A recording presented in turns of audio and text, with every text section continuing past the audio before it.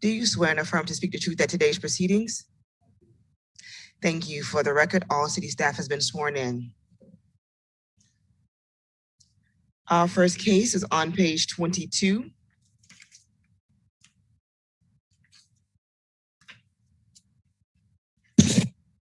It's a hearing to impose fines. Inspector Tiffany Holder. Senior Inspector Dorian Cologne presenting. Case number CE 20120260. Case address 3050 West Broad Boulevard. Owner, Code FD Portfolio 6 LLC in care of Family Dollar Stores Tax Department. This property was cited on 12/19/2020 to comply by 12/21/2020. One section complied at $200 per day, $18,400 accrued, and the city's requesting full amount. Good morning. Senior Inspector Cologne with the City of Fort Lauderdale presenting on behalf of Inspector Holder. The case number is CE 20120260. Oh, I'm sorry. Oh, yeah, sorry. Good morning, Scott and Kate. Could you please raise your right hands? Do you swear and affirm to speak the truth at today's proceedings? I do. Thank you. Okay, sorry about that. Let me start again. Senior Inspector Cologne for the City of Fort Lauderdale presenting on behalf of Inspector Holder. The case number is CE 20120260. This case this case was given a citation, and it was a repeat citation. And the previous case number that was cited under, it was CE 18090431. And I would like to point out there's also numerous cases behind that for the same violation. Those cases are CE 1806, 1805, CE 1801, 1297, CE 1801, 1064, CE 1710, 1659. There was actually other cases behind that as well, falling back behind that 2016 and in the past. So the citation was issued and signed for by the store manager, allowing 48 hours to comply. And the violation was in compliance on March 24th, 2021. However, it did remain in violation for 92 days. And because of the nature of the violation, as well as being a chronic repeat, the city is requesting the full amount of the fines to be imposed. Okay. Who's representing the property owner here? Your Honor, Kate Cooper here on behalf of the property owner, the Family Dollar portfolio. I filed my power of attorney appearance at the last hearing when this case was continued. Okay. And what do you want to tell me before I rule? Your Honor, I attempted to research sort of the history of the property. It appears that sort of the code case website might be down for construction. I am aware of the issues. As soon as I became aware of the issues, I'm here also on behalf of Family Dollar. I reached out to Officer Holder, and I had reached out to our district manager, who had sent me photographs documenting compliance. Officer Holder was kind enough to go out to the property that same day on March 24th, found the property in compliance.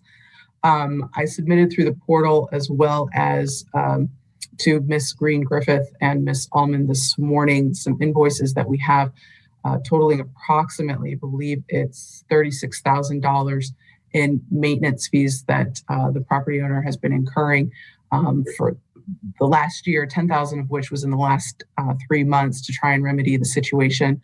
I'd request the court consider, the magistrate consider those factors. The property is in compliance. It's remained in compliance. I do understand that there's another case on the agenda, which we can address that as well. I can't speak to as many of the prior violations. I wasn't able to look them up. I'm not quite sure when Family Dollar became a tenant of the property, but I would request the court consider those mitigating factors.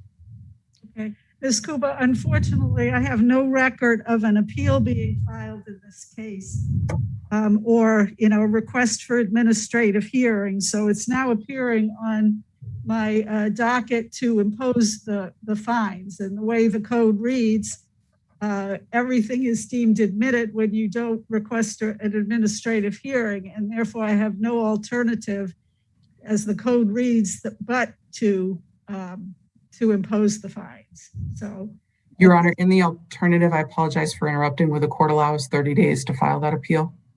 no, I can't, because the time has passed, and the code is very strict on that and doesn't give me any latitude in which to do that.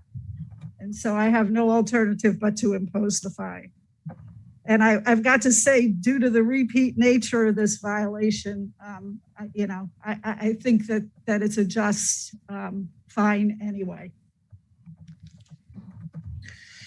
Thank you. This property has another case on page 20. And before we proceed to that one, can I have the amount of the fine again? The amount of the fine I have on my docket is $18,400. Thank you.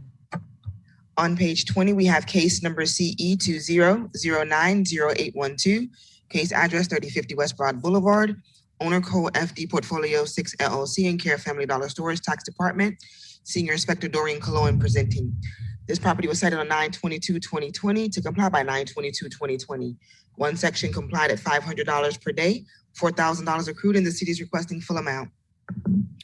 Good morning again. Senior Inspector Cologne for the City of Fort Lauderdale. Case number is CE 20090812. This case is also a repeat citation, and the previous case number that was cited was under CE 18121379. However, there are other numerous cases for the same violation, and let me go over them.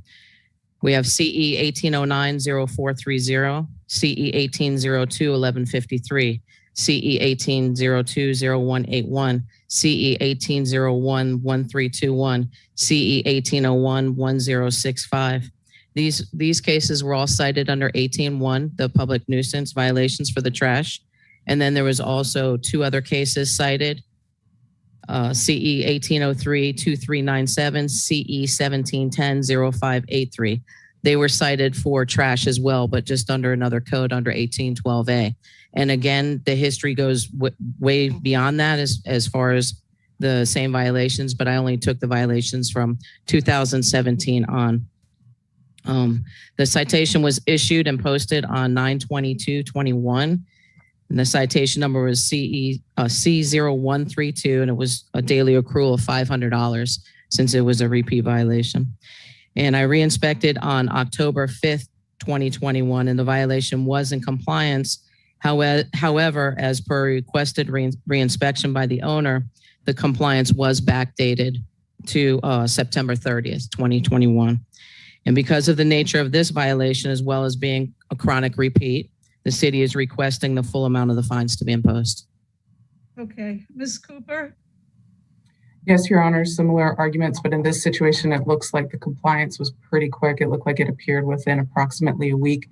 Given the fine amount for the other pending case, I request the court consider a reduction in the fine in this one, given the concurrent nature. You know, unfortunately, again, I have to impose what the citation says if no appeal is received. So I'm going to impose the fine and note that this is also a repeat violation. And that would be for $4,000, Your Honor? Yes. Thank you. Okay. Thank you. Thank you. Our next case is on page 22. Inspector Gail Williams. Case number CE 201000804. Case address 4040 Gulf Ocean Drive, number 808. Owner, Hyunko LLC. This property was cited on 11/17/2020 to comply by 11/22/2020. One section not complied at $200 per day. The city is requesting full amount, and fines continue to accrue.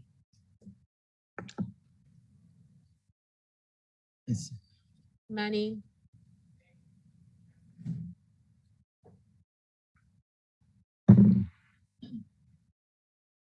Can you please unmute your microphone, Monica?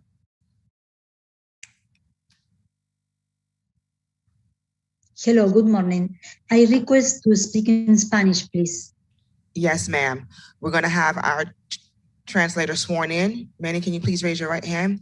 Do you swear to translate from Spanish to English and English to Spanish to the best of your ability?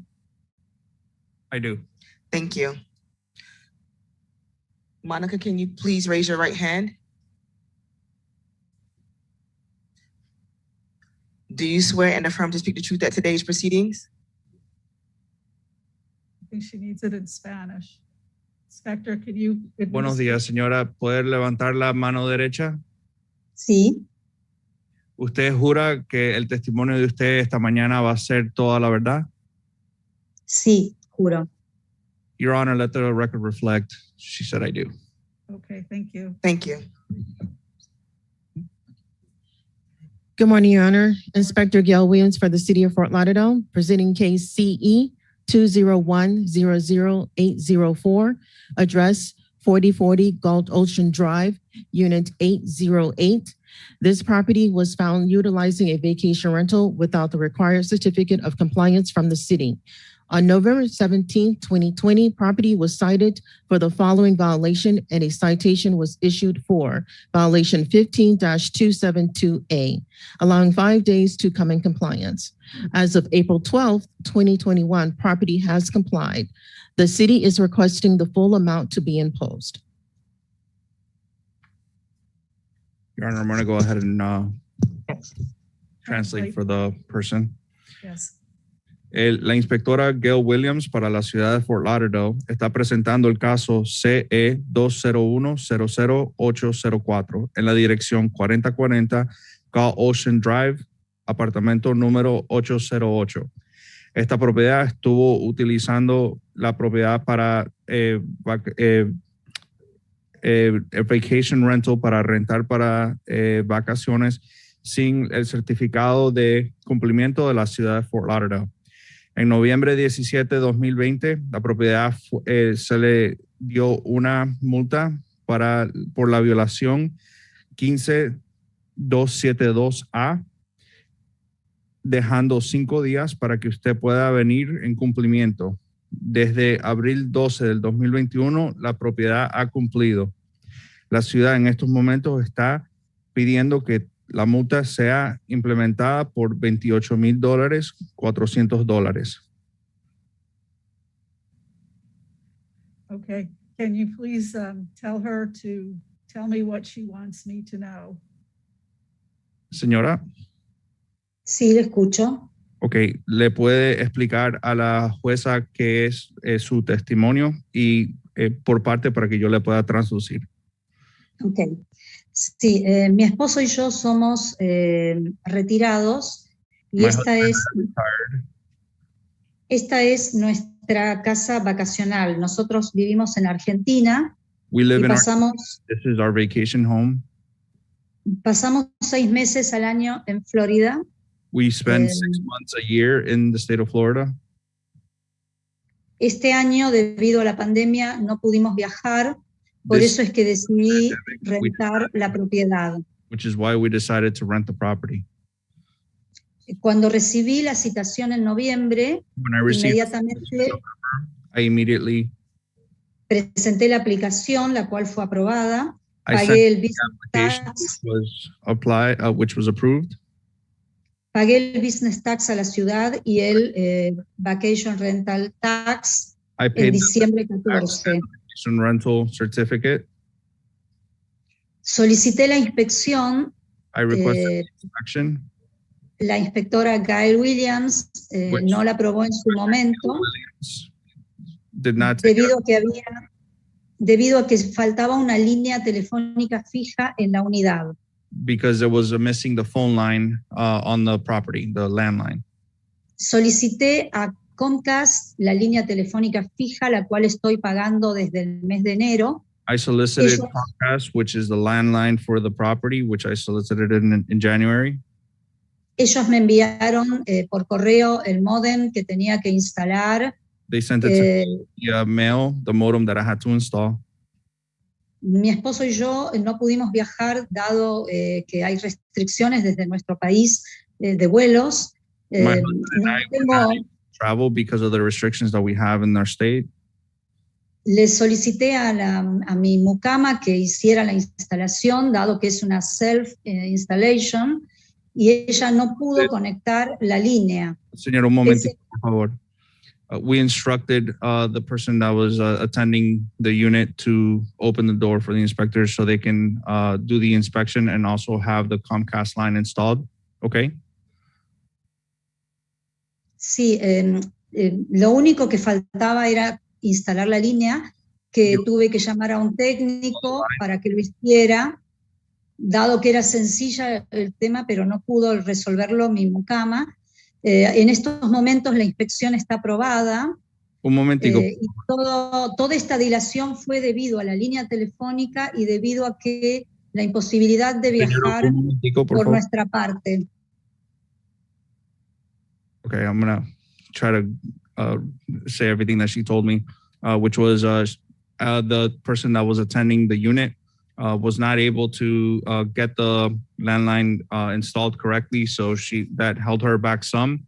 But at this time, she's stating that she had her inspection done and the landline is working and the inspection was approved. Okay. Ask her, please, if she filed an appeal or a request for administrative hearing. Señora Mónica, ¿usted puso una apelación para las multas o usted pidió la orden para la corte de hoy? Yo pedí la orden para la corte de hoy, pero no pedí ninguna apelación para las multas porque yo me encuentro a miles de kilómetros de distancia y no sé cómo hacerlo. Nosotros vivimos en Argentina. 1,000 kilometers of distance and she didn't know how to do it. Okay. Unfortunately, without the appeal being filed, I have no alternative but to administer the fine.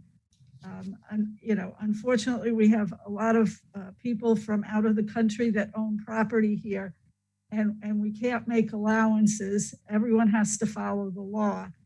And this particular law says that if you don't file an appeal or a request for an administrative hearing, that the fine shall be imposed, which leaves me little choice in the matter. Señora Mónica, la jueza dice que sin una apelación no pueden hacer absolutamente nada por las multas que han ocurrido en este caso, en parte de que la ciudad tiene regulaciones muy estrictas cuando vienen a la imposición de las multas. Bueno, pero a mí no me llegó ninguna notificación sobre que tenía que presentarme. La única notificación que recibí fue para este meeting. No recibí ninguna notificación anterior. Yo me encuentro fuera del país y no...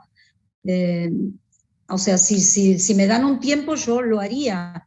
Presentaría la apelación, pero necesito que me notifiquen. The city that because she is so far away that she has not received any paperwork in regards to the documents that the city tried to send to her in regards to this violation. Yes, unfortunately, even notice cannot be raised at this level without the filing of a notice of appeal or a request for hearing. Señora Mónica, en este caso, aunque eso haya pasado, la ciudad no puede hacer nada en bajar el costo de las multas. Okay. Pero escúcheme, yo le pido que me dé un tiempo para presentar la apelación, dada la situación de la pandemia, dado que no puedo viajar porque están restringidos los vuelos desde mi país. Lo único que solicito es que me permitan presentar la apelación nuevamente. Can't hear both of you at once. Okay, go ahead. My apologies. Okay. She's stating that because she's so far away, she would like extra time to submit an appeal because of the distance, she wasn't able to do it or she wasn't aware about it. I understand that, and unfortunately, I don't have the authorization to do that. I don't have, it's not within my ability to do that under the law. So I'm going to have to impose the fine, and if she needs legal advice, I suggest that she gets it from outside counsel. Señora Mónica, la jueza en estos momentos no puede hacer absolutamente nada en ese caso porque el tiempo para la apelación ya pasó. So, en este caso, ella va a tener que imponer las multas como se leyeron. Discúlpeme, ¿le puedo hacer una pregunta más? A mí no me llegó ninguna notificación, solo la primera notificación donde me pedían que tenía que inscribirme en Vacation Rental, presentar la aplicación. Es la única notificación que yo recibí en mi domicilio. Mi pregunta es, ¿dónde me enviaron otra notificación? Porque yo no he recibido absolutamente nada más que esto, que la primera notificación que fue en noviembre del 2020, y traté de cumplimentar todos los pasos que me requerían. Señora Mónica, un momento, por favor. She's stating that because she didn't receive anything in regards to the violation, the only thing that she received was the application and how to go about submitting the vacation rental. She wants to know where it was sent to because she was not informed or received anything in her mail. The inspector could, as a matter of courtesy, could probably answer that for her. But as I said, notice is not something that can be raised at this level. And so my ruling stands. Señora Mónica, la inspectora puede darle esa respuesta en cortesía, pero el jurado de la jueza va a ser ya confirmado. Pero la verdad es que no entiendo por qué no me pueden dar un plazo para presentar la apelación, si aunque sea un plazo de 10 días, una semana, algo, porque... La jueza ya le había explicado que en estos momentos ya el juramento ya está cumplido, que si quiere obtener una opinión legal, que se puede buscar un abogado que la puede ayudar. ¿Y qué hago con el abogado que me puede ayudar? ¿Qué pasos tengo que seguir? Okay. Eso es entre usted y su abogado, señora.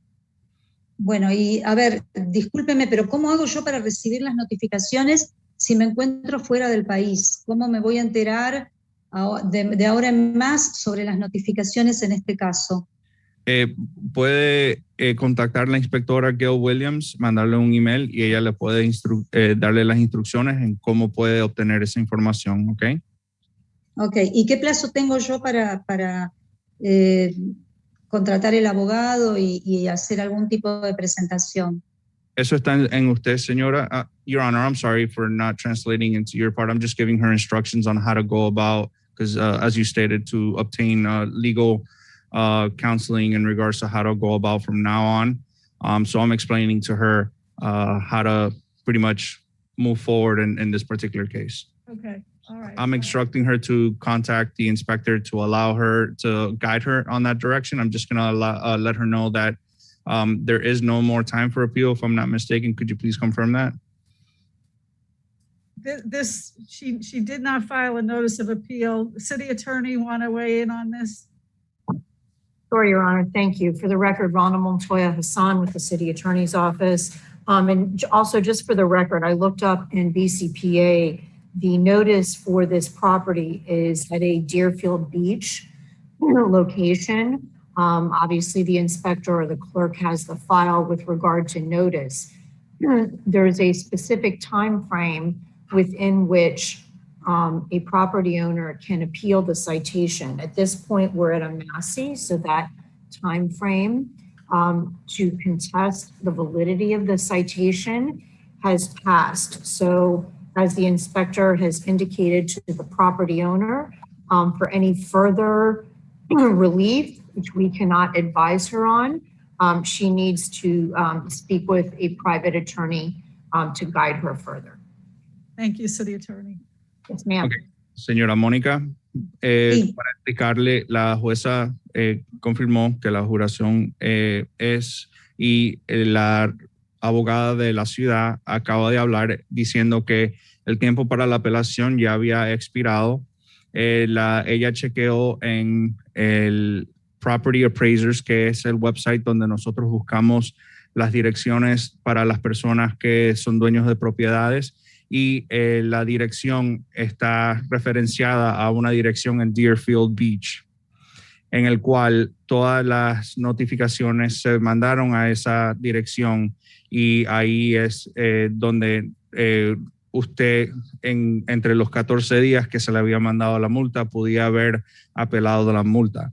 Pero en estos momentos ya no pueden hacer nada. De en estos momentos adelante, usted lo que puede hacer es, si quiere una opinión legal, puede buscarse un abogado y que el abogado le dirija qué es lo que puede hacer en estos momentos. Bueno, sí, la dirección de Deerfield Beach es una oficina donde nosotros no estamos porque yo estoy en Argentina, no he podido viajar por la pandemia, o sea que no he podido recibir ningún tipo de notificación, dado que no estamos en Estados Unidos. Ese es el motivo por el cual no he recibido la información. Por favor. She's stating that the Deerfield Beach address is an office that she has and that she hasn't been able to go to that office because of the restrictions due to the pandemic.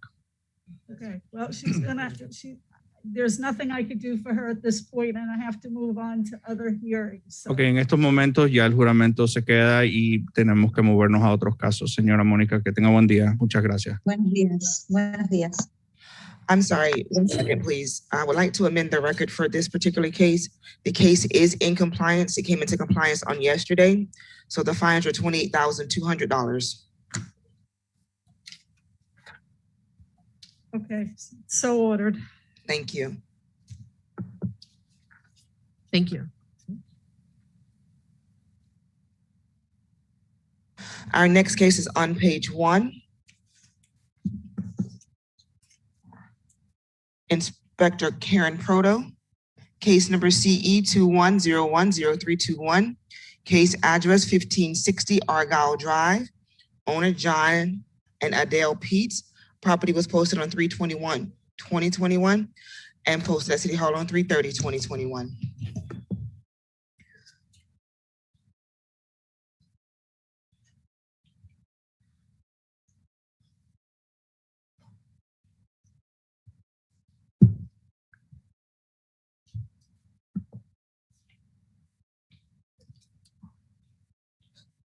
Good morning, John.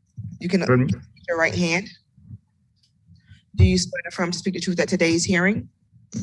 I do. Thank you. Good morning, Your Honor. Inspector Proto for the City of Fort Lauderdale, case number CE 21010321. The address is 1560 Argyle Drive.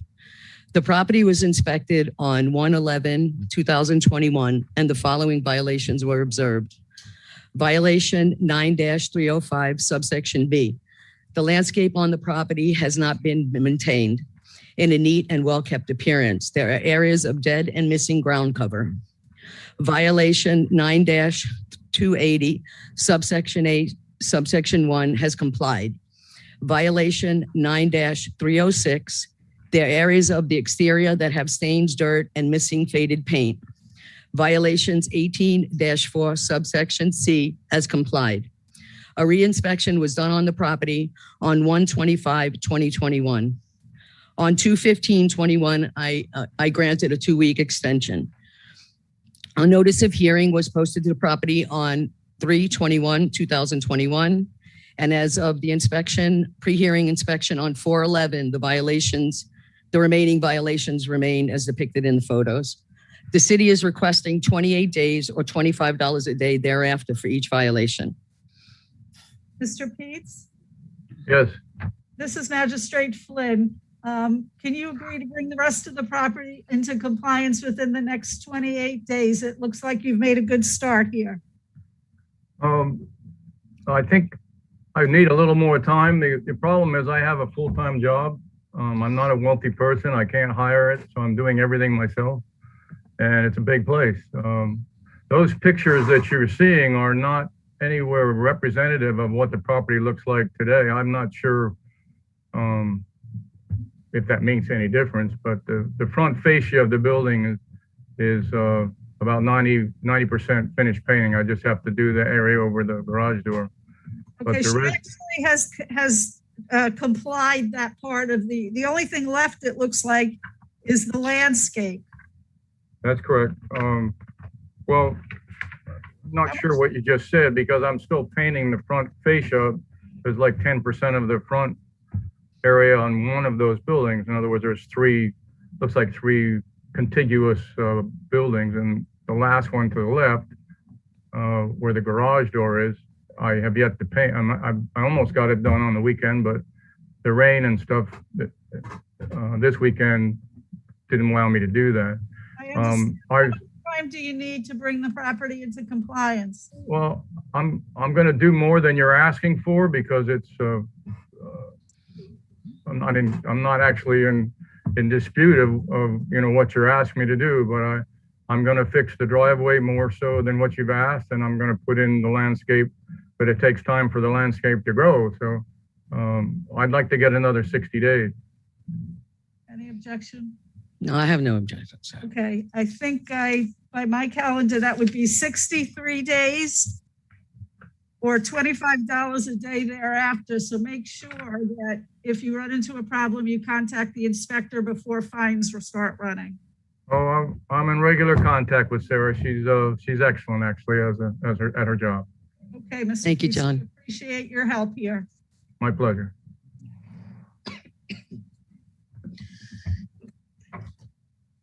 Thank you. Our next case is on page 17. Inspector Karen Proto. It's a hearing to impose fines. Case number CE 20090772. Case address 3051 Northwest 19th Street. Owner MNS Investment Properties LLC. The property was cited on 9/20/2020 to comply by 9/21/2020. One section complied at $250 per day. $500 accrued, and the city is requesting full amount.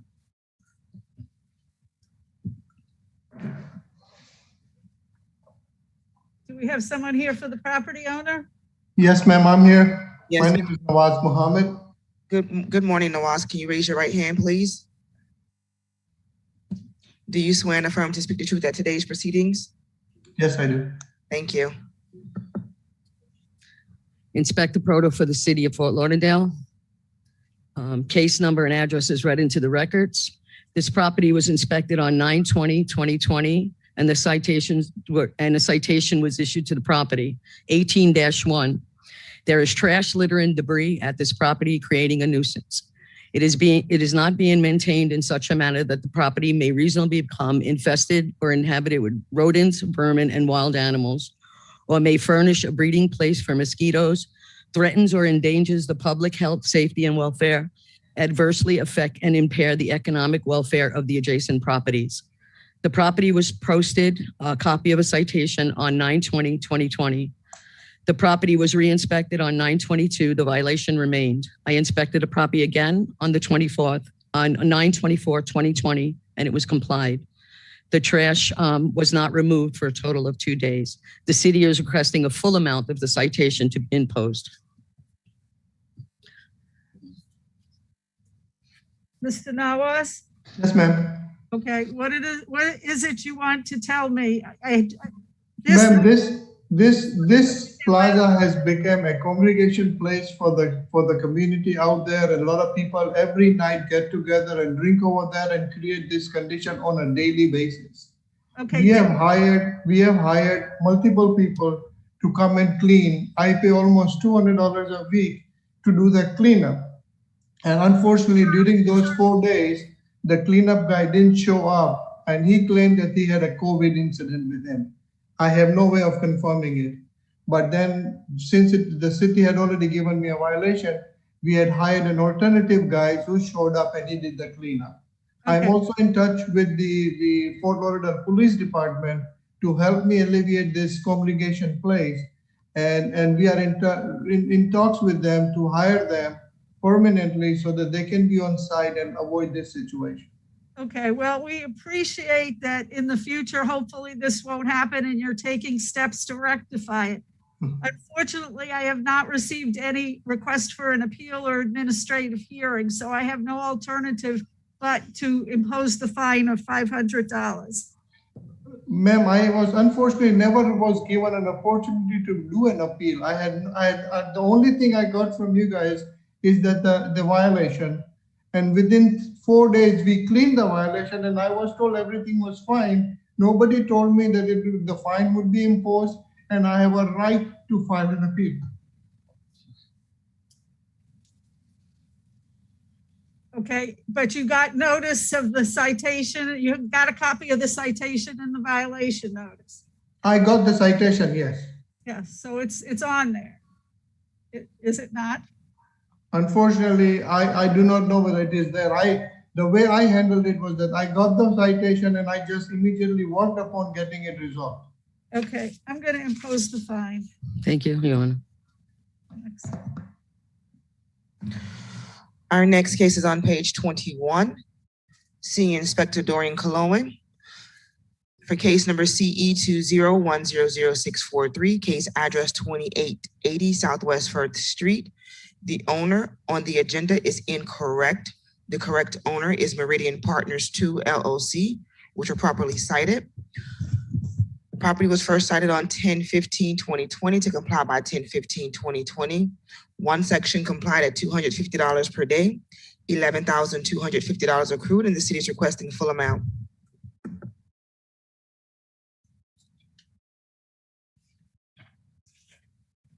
Good morning, Susan. Please raise your right hand. No, I'm trying to unmute. Hi, can you please raise your right hand and state your name for the record? Susan Savidra. Do you swear and affirm to speak the truth at today's proceedings? Yes. Thank you. Good morning again. Senior Inspector Cologne for the City of Fort Lauderdale. Case number is CE 201000643. Case address is 2880 Southwest 1st Street. There was trash and litter around the dumpster area at this property, and I posted a citation number C0137, which was a recurring citation. The warning was already given prior to this case. See case number CE 200305521, and the fine started immediately. The violation was complied. However, the trash and garbage remained in front of this property for a total of 45 days. And because of the nature of the violation, as well as being a reoccurring violation, the city is requesting the full amount of the fines to be imposed. Okay, this is a citation for which no appeal was filed? Correct. Okay. All right, who is representing the property owner? I am. Please state your name. Susan Savidra. Okay. It looks as if there was no appeal filed or request for administrative hearing. Is that the case? Yes. Okay. What do you want to tell me about this? Give me a brief summary of the facts as you see them for the record. We purchased this property March last year, and on October when we had this violation, public records still reflect the previous owner as the owner of the property. And I didn't get notified of this until February when I first got your order to impose a fine. When I went after the title company, the title insurance company, to change the title of the property on public records, which just happened this past week. But because of that, I never received a notification of this violation back in October last year. Okay, but you did eventually receive notice? That was February this year, yes. Okay, so a citation was issued to the current owner, is that correct? Yes, it was mailed to the previous owner. Your Honor, it was also posted at the property. Okay. All right. As I have said with other cases on citation that I've heard today, if no appeal is filed and if no administrative hearing is requested, then I have no discretion but to impose the fine. And the fact that this is a repeat violation doesn't help the situation. Your Honor, may I say something? Go ahead. Briefly. When I received your very first notification in February, I got the letter the day after the hearing. That's why I missed the hearing on February 9. Immediately, I went looking for this realized that BCPA was still reflecting the previous owner, I contacted the title company, the title insurance company, to have that rectified. Also, I contacted the city of Fort Lauderdale, and it was really hard to get some information. Someone had told me to appeal the order and all of that. And I contacted Broward County, the courthouse, circuit court, and they said they didn't find anything. They didn't have anything from the city recorded in there. That's why they couldn't help me with that. I went back to the city, and I spoke to several people. I did not know what to do until I finally got in touch with Katrina Jordan, who was able to schedule this rehearing. And I wasn't notified after that I still have to file the notice to appeal, to request to appeal, since I have this hearing to be scheduled. Well, based on your admission that you got the citation and that you were even verbally told to appeal, there's really nothing I can do but to impose the fine. But I was not informed how to appeal. I searched and searched. I spoke to many people in the city of Fort Lauderdale. I called the courthouse. I tried to open a file on the circuit court, and I wasn't able to. I did everything I could. Well, the appeal, your notice of appeal is right on the citation, ma'am, that you've testified you received. Exactly. But then when you call and ask, how do I do this? How? And they don't tell us. They send us to other people, to other departments. And I lost count of how many people I spoke in the city of Fort Lauderdale. They are not clear on how to do this process. Someone even told me to file on the circuit court. When I called the circuit court, they said, we don't start a process like this. You have to go back to the city of Fort Lauderdale. Is there any record of her calling and asking for instructions on the repeal? Your Honor, this is Katrina Jordan, Administrative Supervisor for the City of Fort Lauderdale. I did speak with the neighbor. Her argument was that they did not change ownership on BCPA. And while that is correct, the city is bound by state statute to send the notice to the current property owner on BCPA. They did not change the property owner until March of this year. So when we mailed the citation, it did go to the previous owner, but as Inspector Doreen Cologne has stated, we did post the property as well. They failed to change their information in the Broward County Property Appraiser's website. Okay, my ruling stands. Thank you. Yeah.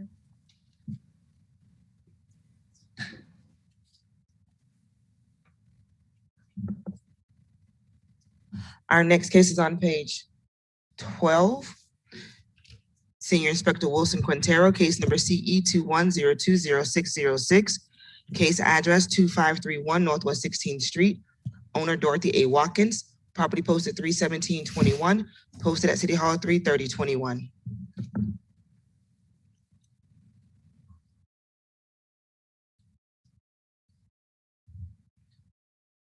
Ms. Watkins, can you please unmute yourself?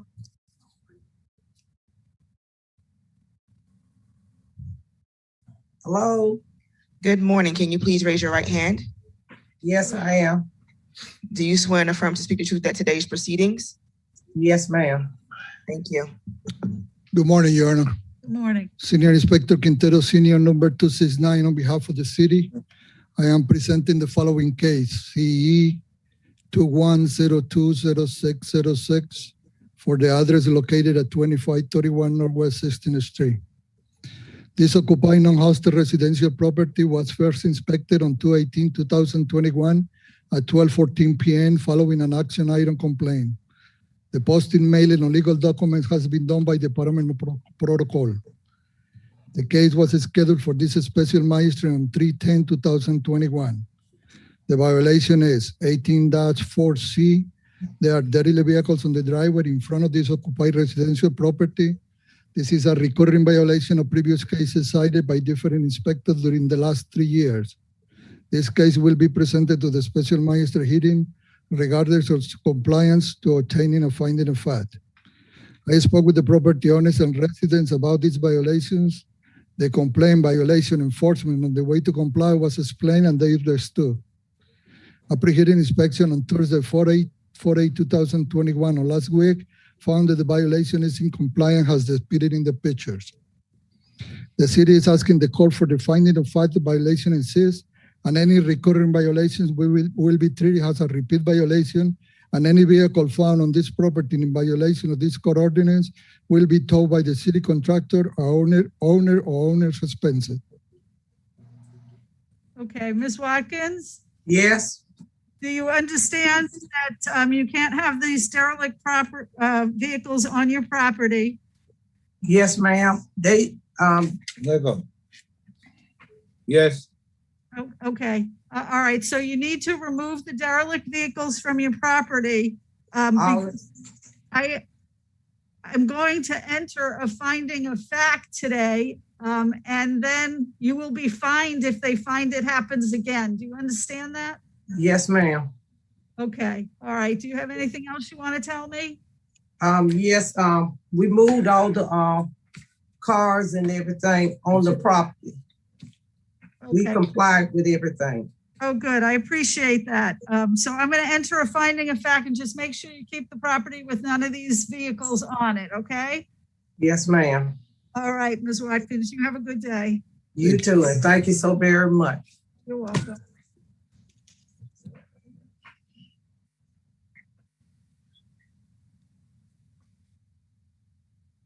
Our next case is on page 13. Senior Inspector Wilson Quintero, case number CE 21020710, case address 709 Southwest 14th Avenue, owner CSB7 LLC.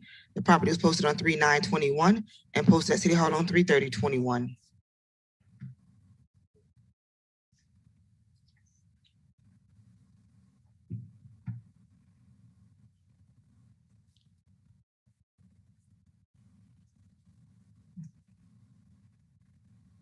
Thank you.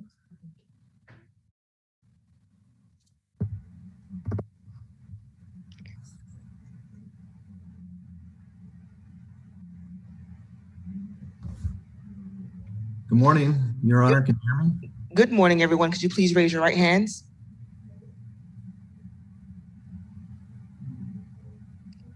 Russell, can you hear us?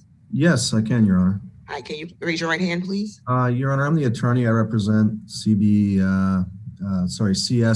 LLC. I don't plan on testifying this morning. I'm here as their attorney.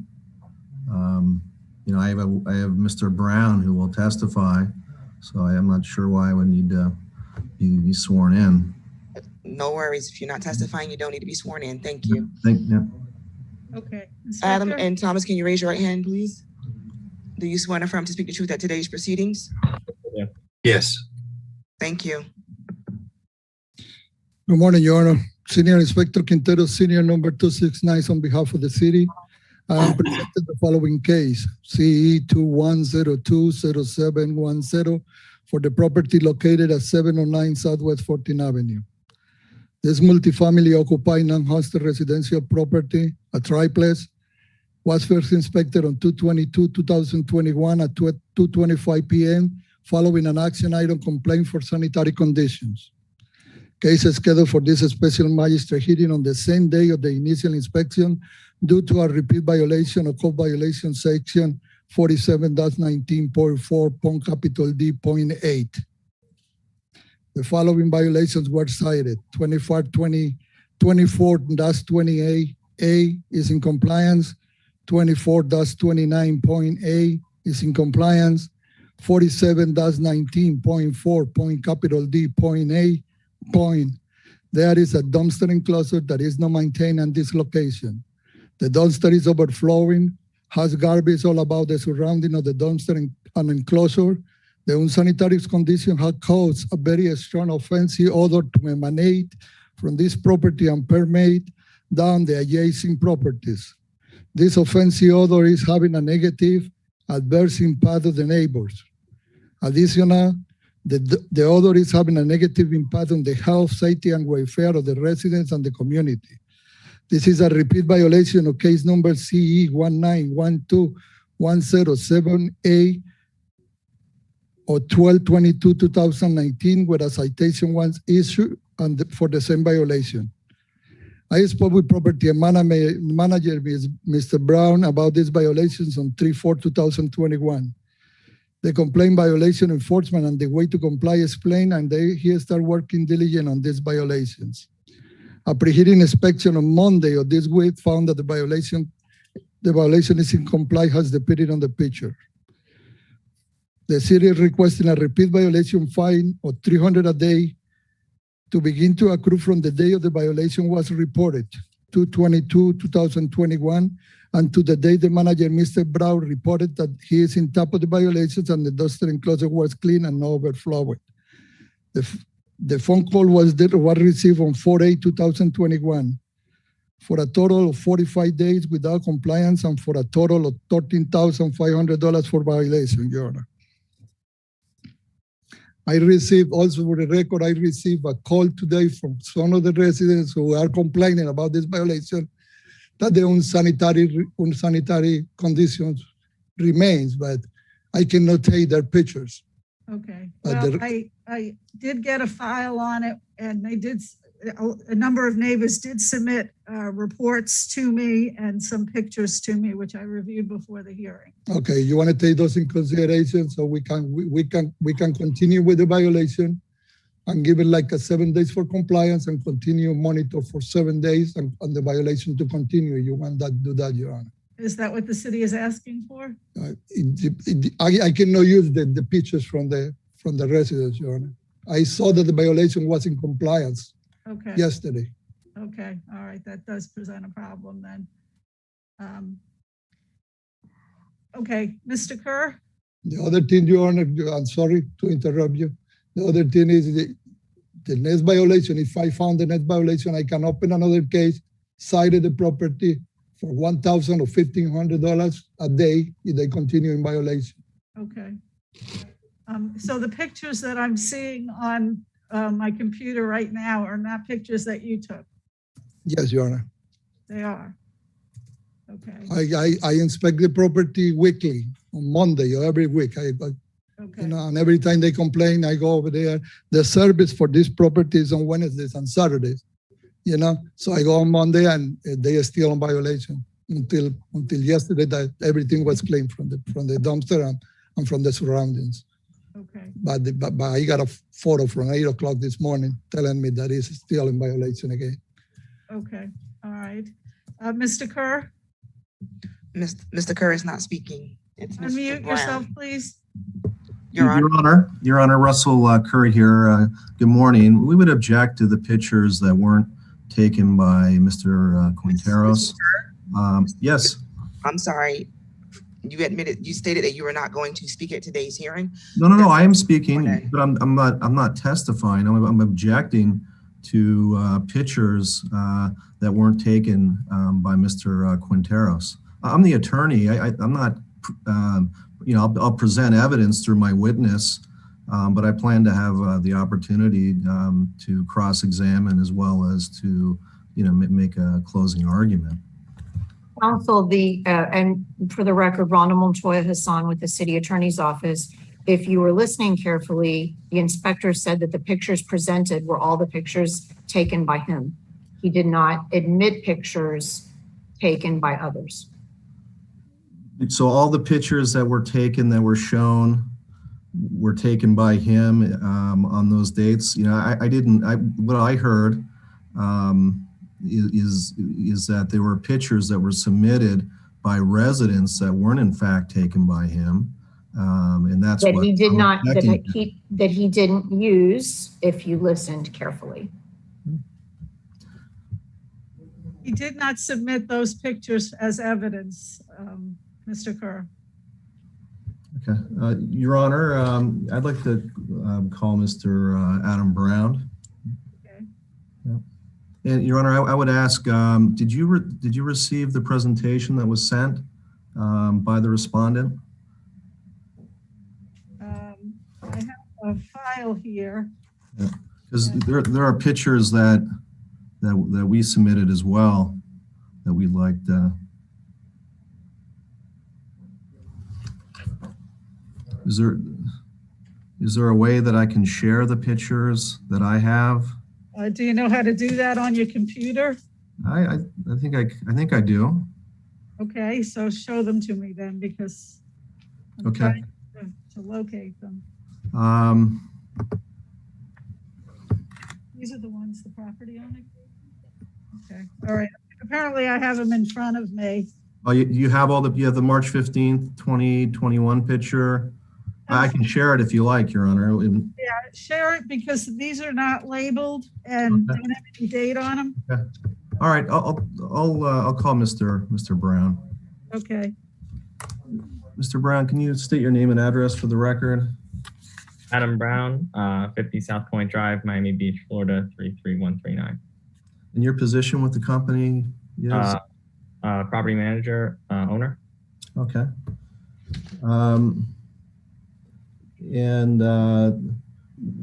When did you first learn of the alleged violation? On March 5th.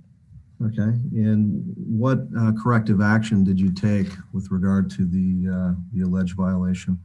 So I first contacted Inspector Quintero about the violation, and I made the steps while I was on the phone with him to increase the dumpster size from a 2-yard to a 3-yard dumpster, and I immediately signed that contract while I was on the phone with him. I then sent somebody out right after the phone call ended to repair the gates on the enclosure and clean up the mess, and then I increased the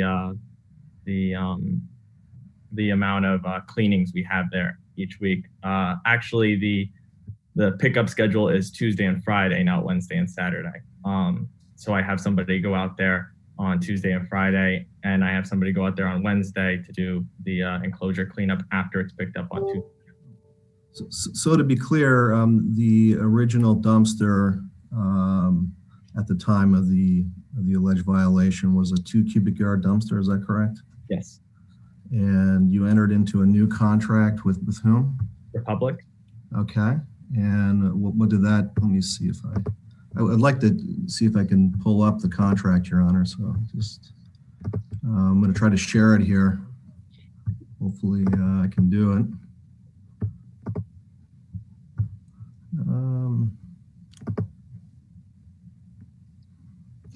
Okay, I think this is it. Can everyone see the contract? My screen's black. Huh. Okay. Yes, if I may have, Your Honor, the violation is not in violation right now. It's in compliance. Right. For the inadequate service. And just to point it out also, they got 2 properties. They got one, a 4-plex that is 715 Northwest 14th Avenue. And Your this Honor, property is I'd object, Your Honor. I'm trying to examine my client here. I think he's trying to put this. Let me finish. Okay. 715 Southwest 14th Avenue is a 4-plex, and 709 Southwest 14th Avenue, that is where the dumpster is located, is a triplex. And they use 2-yard dumpster for seven units, Your Honor. Okay. They switch to a 3-yard cubic dumpster, and that I comply the case, but looks like a steel is not sufficient for 7 units. That's what is the problem. Your Honor, I'd object. Mr. Kerr, I just want to make sure that I understand the context before I hear any more testimony. So the fact that it's in compliance today, what is it you want me to do? Just impose the fine, Your Honor. $13,500. Okay. All right. Mr. Kerr, you can continue. Okay. Is the contract, is it being shared or? The contract was part of the packet that I submitted as evidence. I just want to make sure is it showing on the screen right now, Your Honor, by any chance? No, it's not. Mr. Kerr, we would suggest you stop share screen and re-engage the share screen function. Okay, thank you.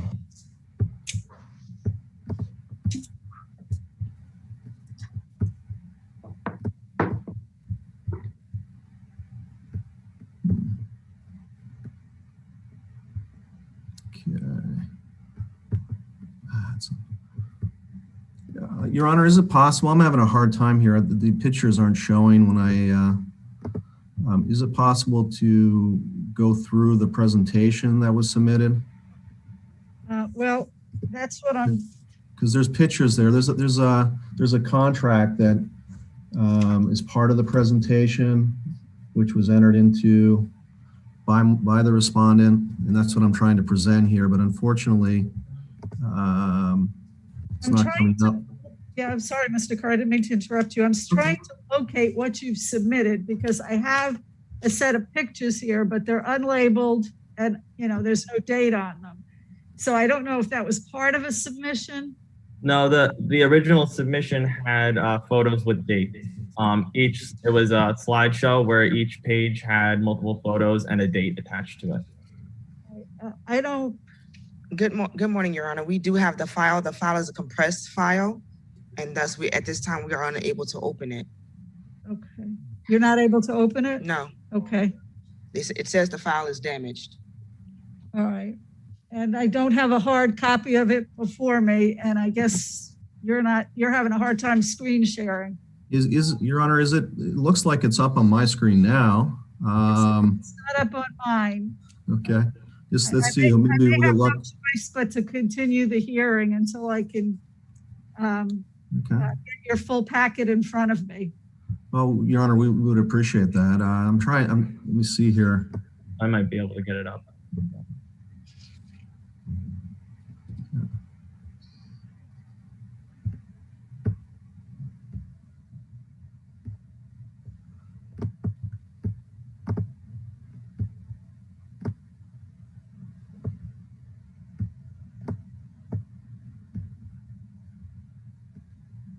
Your Honor, are you able to see it now? No.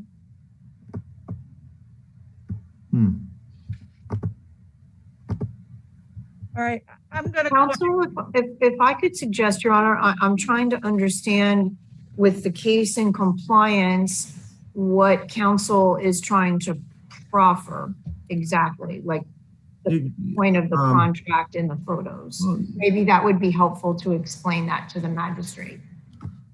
Yes, what we're trying to show is that when my client, the respondent, received notice, they took immediate corrective action by entering into a new waste disposal contract with Republic.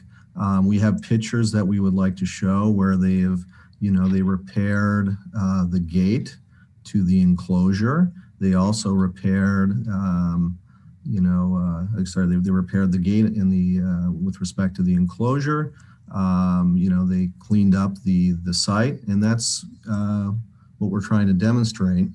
So, counsel, if I could just ask, because I'm just trying to be helpful, is the issue that you dispute the date of compliance? Because again, the inspector already said all of the components of the violation are in compliance.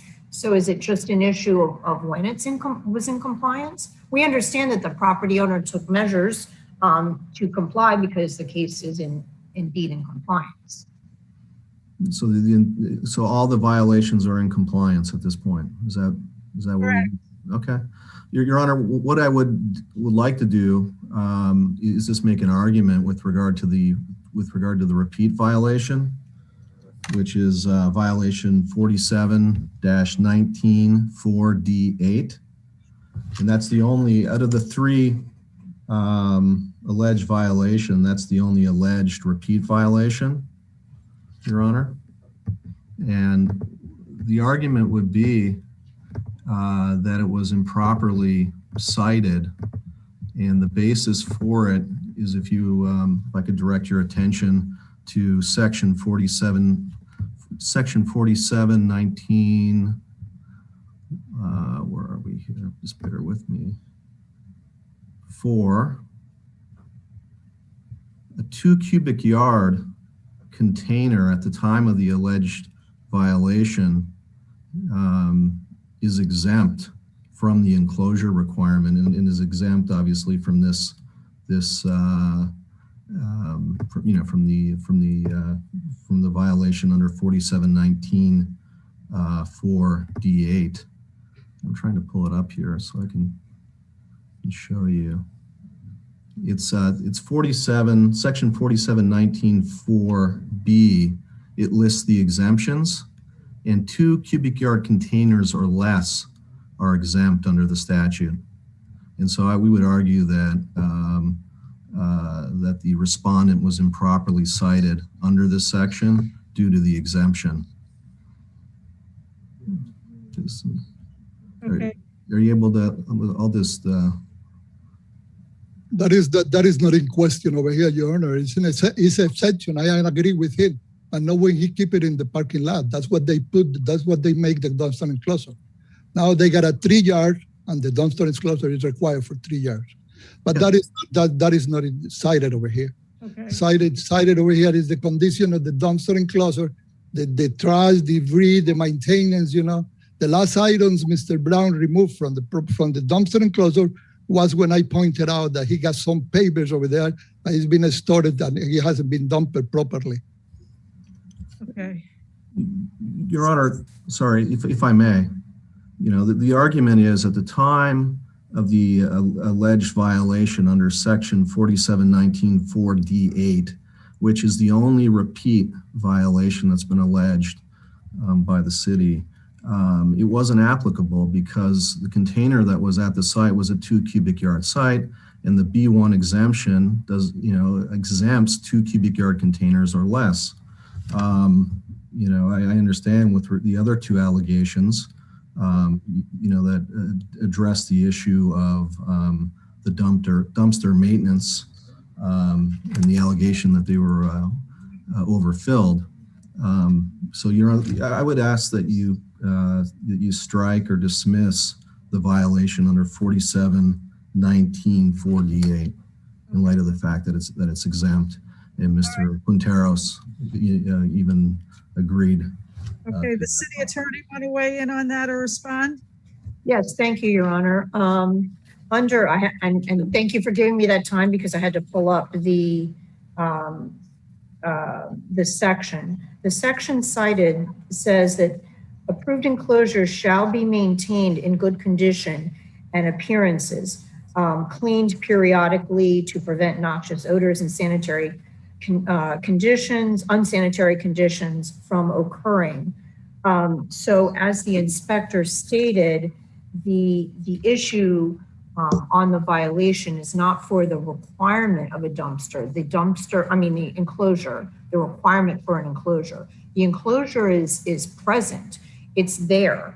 So if the dumpster enclosure is there under the section cited 47-19.4.D.8, it has to be properly maintained. And based upon the pictures presented by the inspector and the testimony provided by the inspector, I think it's clear that the dumpster enclosure that was existing was not properly maintained, which is the subject of the prior violation CE 19-121078. Okay. All right. I'm finding that the violation exists, that it's a repeat violation, and that the evidence shows that, this dumpster is been repeatedly overflowing, and neighbors are complaining about an offensive odor. And as this is not the first time it's happened, I think that a fine is in order. I am going to administer a fine, however, of $7,500 and acknowledge that this is a repeat violation. Thank you, Your Honor. Could I say something? Go ahead. Yeah, could I say something? Your Honor, may Mr. Brown say something? Sure. I think that the compliance date is inaccurate. I don't think that as of Monday, this dumpster has been in compliance. If you look at my slideshow, I've spent so many hours taking care of this dumpster in the last month and a half. I've devoted hours out of my day just to drive to this location, pickup around the dumpster, make sure it's perfect. I take photos of it. I make sure everything, I make sure everything is perfect at this place. It's become a hobby at this point to make sure this place looks excellent. I'm trying to do the best that I can for the property and for the neighborhood. I understand that, if there is an issue with it, I want it solved. I want to be, the best property manager I can be. And I feel like I complied immediately with the contract, with cleaning up the place, with making sure that the dumpster enclosure looked presentable. I go there, I make sure the doors are closed, I make sure the lids are closed. I do everything that I could possibly do to make sure that this place looks great. And I have taken that into consideration, and that's why I reduced the fine that the city was asking for. Your Honor. Your Honor. Yes. There's a neighbor who would like to speak on behalf of the community. Okay. Is that Mr. Andrew? Yes, ma'am. Okay, Mr. Andrew? Yes, Your Honor. Okay, let me know which, Can may I please have 2 or 3 minutes? Yeah, I just want you to know that I have read all of what the neighbors have submitted. So I understand the situations, but you can give me a brief summary of what you want to say. First, I'd like to note that the 2 cubic yard exemption under B1 from a dumpster enclosure is providing that the dumpster is farther back from the road than the leading edge of the property.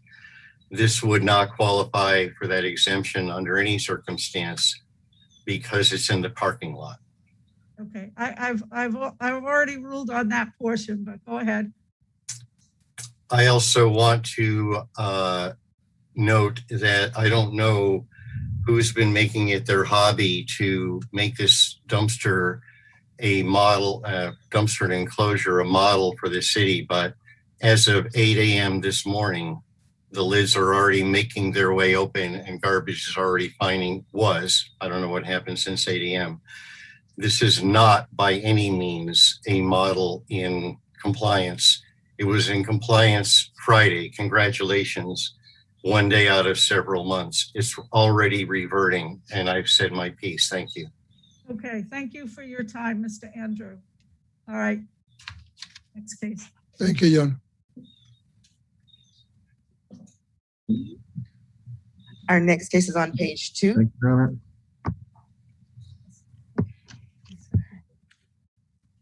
Inspector Sambert Bernstein. Case number CE20121059. Case address 6711 Northwest 26th Way. Owner Charles E. Keller III. Property posted 3/10/21. Posted at City Hall 3/30/21.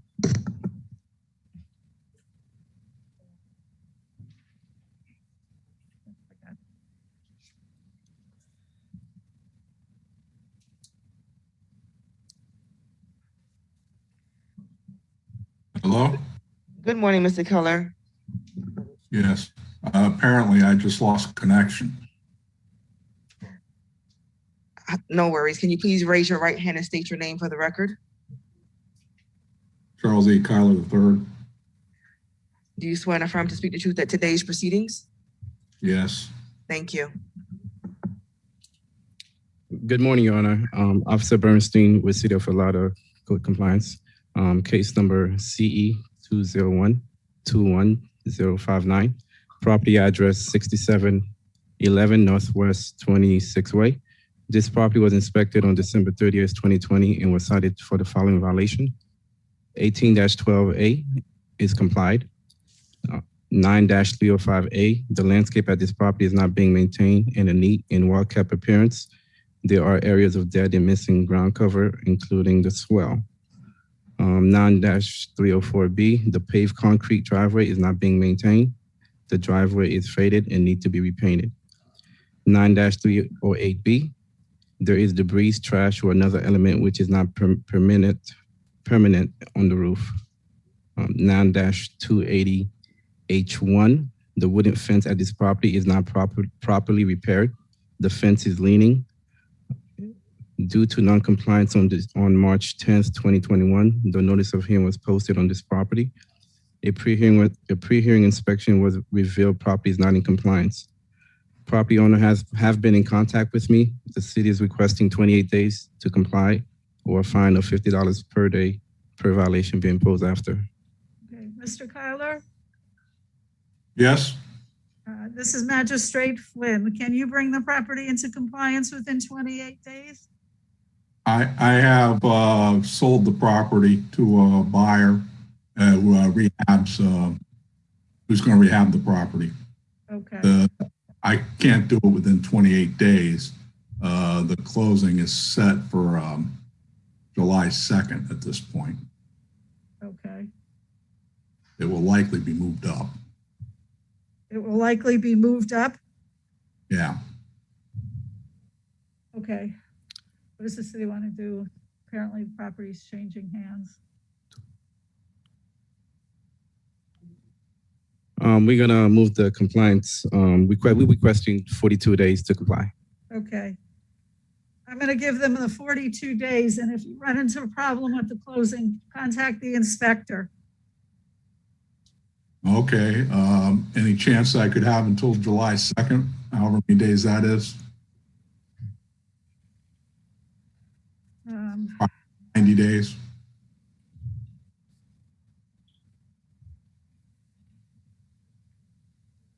You're asking for how many days? 90 days. Objection? Any objection from the city?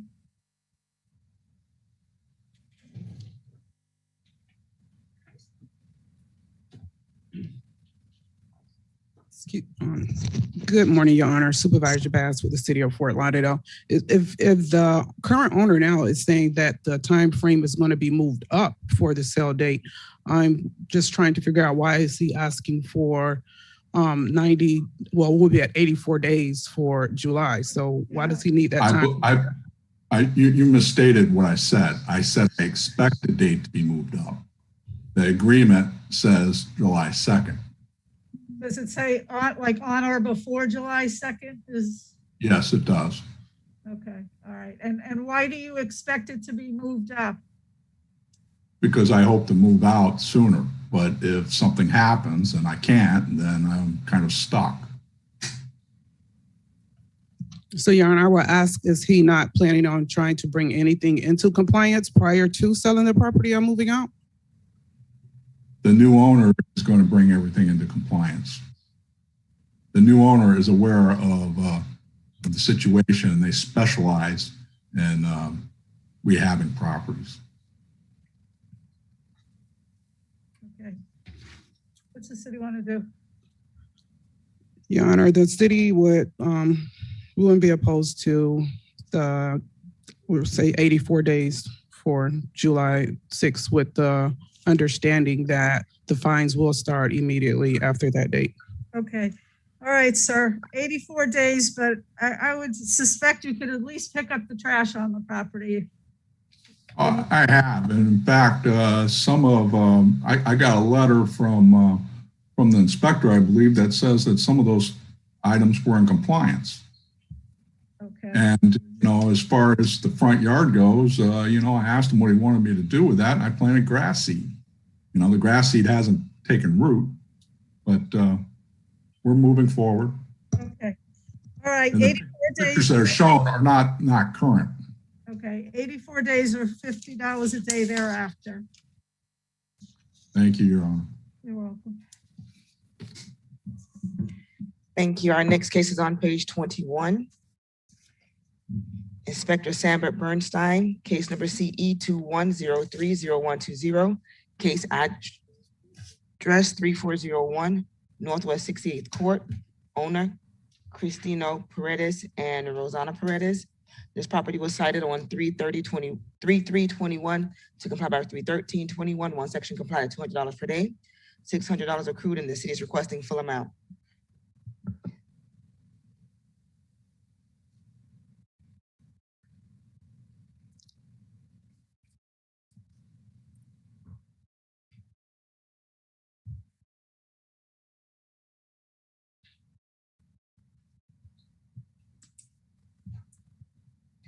Good morning, Patricia. Please raise your right hand. Good morning. Good morning. Do you swear and affirm to speak the truth at today's hearing? Yes, I do. Thank you. Okay, I am the manager of the company PF Development that recently acquired, sorry? Patricia? Yes? I'm going to hear from the inspector first. Oh, sorry. Okay. Good morning, Your Honor. Officer Bernstein with City of Fort Lauderdale Code Department. Case number CE 2103-0120, property address 3401 Northwest 68 Court. I was advised from the City Administrative Department to inspect for possible vacant properties. Upon arriving, no vehicle and properties.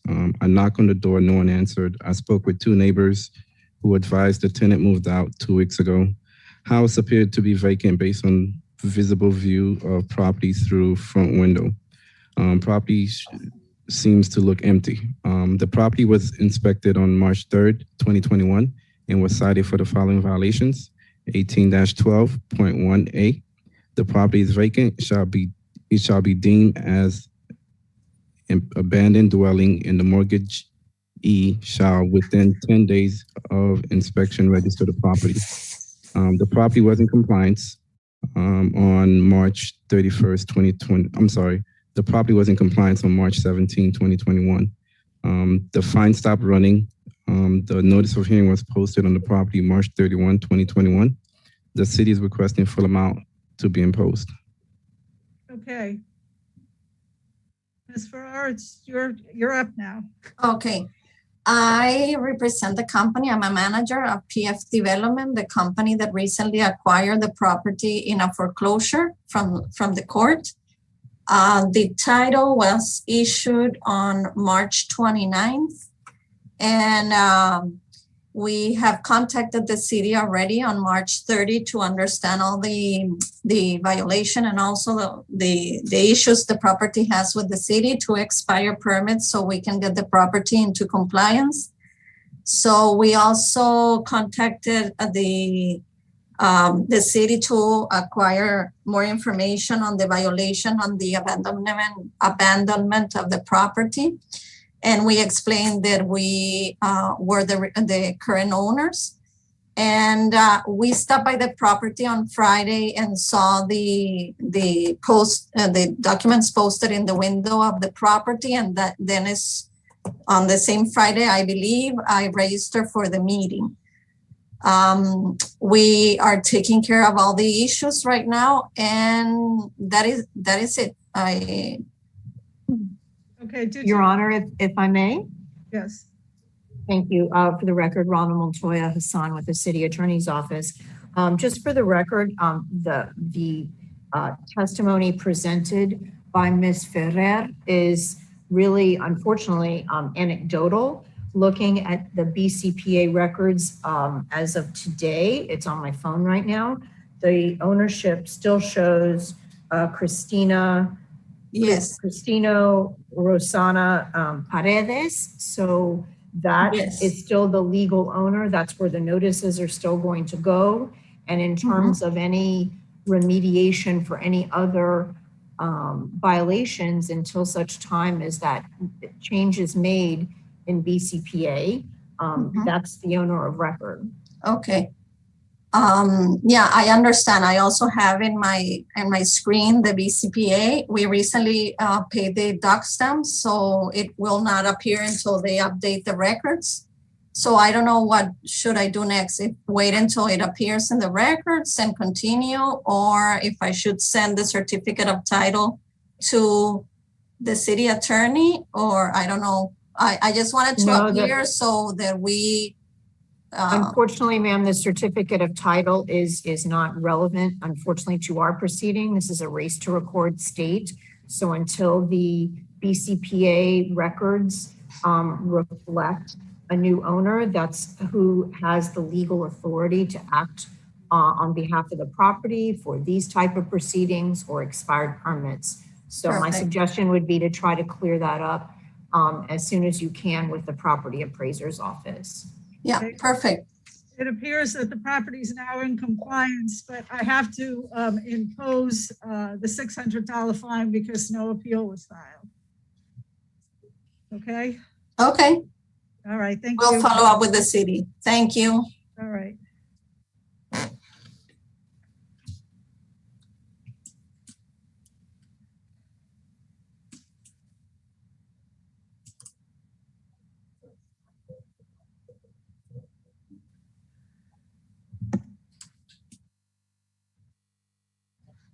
Good morning, Michael.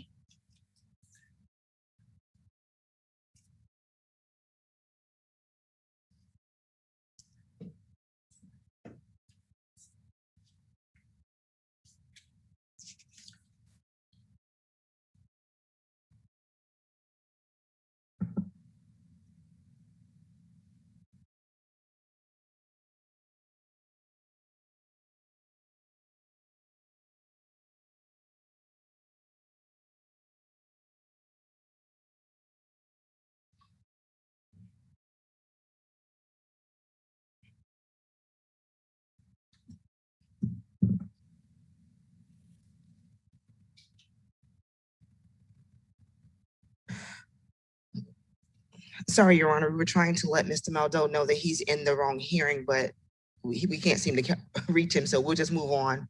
Okay. Our next case is on page 6. Inspector Vaughn Malakias, Supervisor Julio Davila, presenting case number CE 19010391, case address 621 Northeast 4th Avenue, owner City County Credit Union of Fort Lauderdale, property posted 3/15/21, posted at City Hall 3/30/21.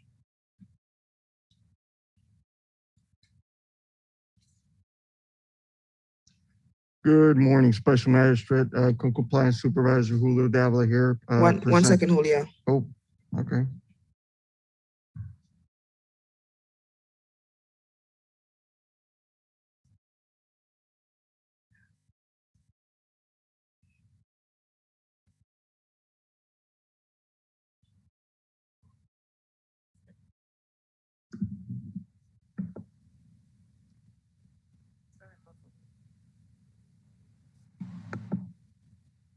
Good morning, Jerome and Stephen. Can you both please raise your right hands?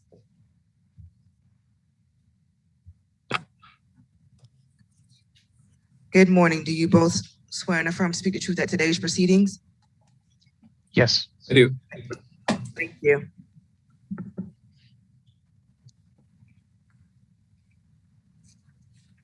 Okay, thank you. Good morning, Special Magistrate, Co-Compliance Supervisor Julio Davila here with the City of Fort Lauderdale, presenting the case on behalf of Code Inspector Vaughn Malakias in reference to the aforementioned case number and address, which has been read into the record.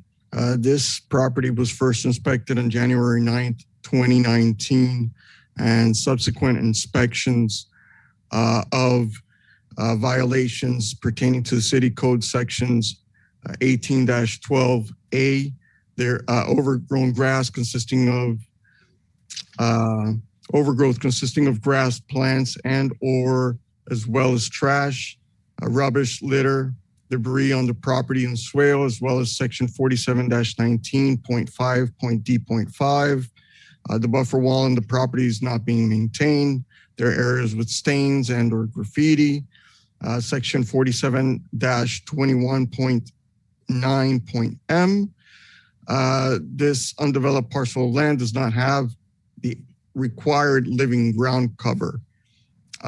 Section 47-34.1.8.1 has been withdrawn. Subsequent inspections of the property, including the most recent one on 4/12/21, reveal that the property has not obtained compliance.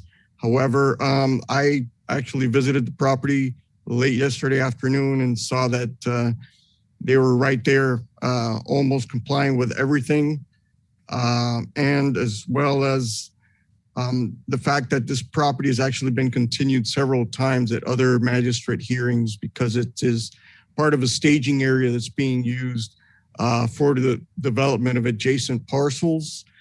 And the city has granted that use to take place so that some equipment may be stored on the property up until the completion of the project and construction. I will allow the respondents to speak, as I believe they're going to be asking for some additional time. Okay. Who is going to speak on behalf of the property owner? Your Honor, my client, Jerry Ryan, is here. This is Steve Straley. I'm the attorney for We Florida Financial, but possibly I can give you an overview of the situation. If you'd like any testimony, we can certainly provide it. We've previously worked with Inspector Roberta Jones and Anthony Fajardo on this, and as they stated, we meaning We Florida Financial, which was formerly City County Credit Union, has a vacant lot and had been asked by developers to accommodate them for a staging area and or parking. And Mr. Fajardo had indicated that was a need in the Flagler Village area. Technically, this lot is not in compliance as far as that goes, as far as paved and that, but the city had overlooked that based on the need for the parking there. And my client was attempting to cooperate and provide that need for the area to sustain the development in the area. My understanding was there is no graffiti on the wall. There was no grass and plants. It was just some litter and debris there, which has been substantially cleaned up, and we are going to monitor it as the contractor is more in the future.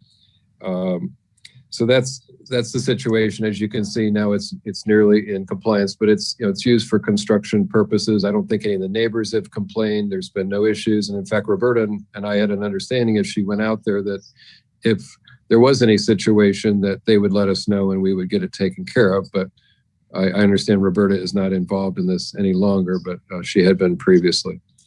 Okay, are you asking for more time to bring the property into compliance? Yes, we are. We're asking for that, and exactly. I don't think there'll be any problem, and we'll attempt our best with them to keep that in compliance. I'm going to be speaking to the owner of the company also. All right, how much time do you think you're going to need? 30 days to get it into compliance. I would think it should be done shortly. Special Magistrate, if I just may. So upon conversation with counsel as well as with Jim, who represents the property, our understanding was that agreed, there's certain things that they can't come into compliance with as far as the ground cover, and we would prefer that the ground cover remain lime rock because it would be a detriment to the road and everything if it was a different material. However, our understanding was that the project was soon ending. So if they're going to request a continuance, not only to, they're pretty much done with all of the debris and all of that. And I don't think they'll be able to come into compliance with the ground cover until that project is done. But I was under the impression that the certificate of occupancy was going to be issued soon. And so I would just recommend that any compliance date given perhaps would be around the same date as that certificate of occupancy, which would also lead to them ceasing the use of that property and them being able to come into full compliance. Well, if I can interject, I didn't realize we were discussing compliance as far as the ground area. We don't intend to pave that. It wasn't intended for that. So that was an exception we've been given all along here. So I meant coming into compliance as far as cleaning up the debris and the litter, but certainly the ground cover is what the ground cover is. And in fact, the city inspector said they prefer the lime rock and that as it's better for the street and the dust and everything there. When is the CO expected? I do not know. I'm just the landlord here. Okay. I believe, it was discussed that it could be coming within the next month or so. So perhaps maybe extended, I don't know, a couple months again. It can't. All right. How about if I do this? I'm going to extend it for 56 days and then a notice to reappear. Okay. Okay. So ordered. Thank you, gentlemen. Thank you. First Magistrate. Our next case is on page 8. Inspector Von Malakia, Supervisor Julio Davila, presenting case number CE 20050051, case address 622 Northwest 21st Terrace, numbers 1 through 4. Owner Sergio Arcela, property posted 3/15/21, posted at City Hall 3/30/21.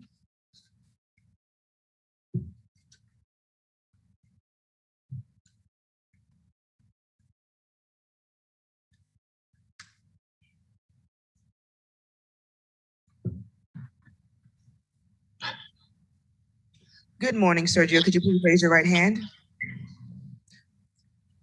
Your other right hand?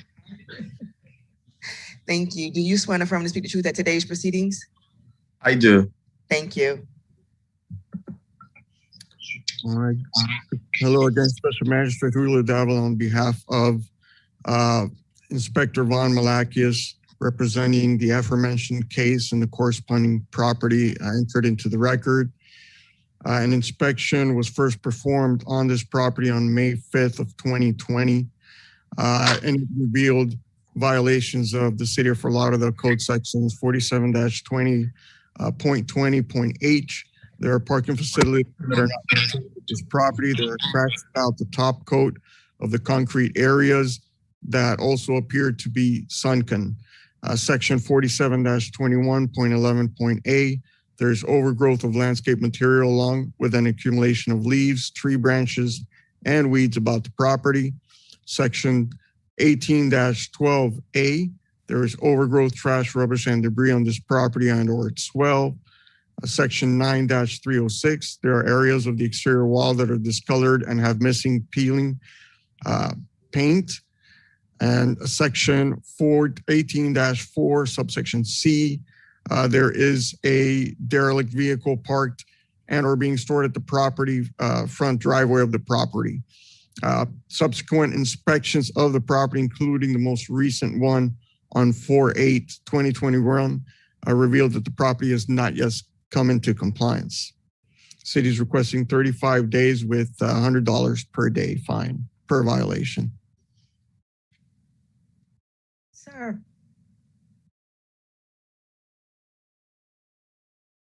Mr. Acelia, can you unmute yourself, please?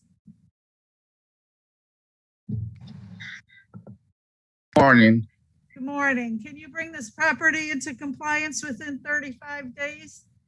Yes, Your Honor. That was actually my what I was going to appeal to 30 days to take corrective action.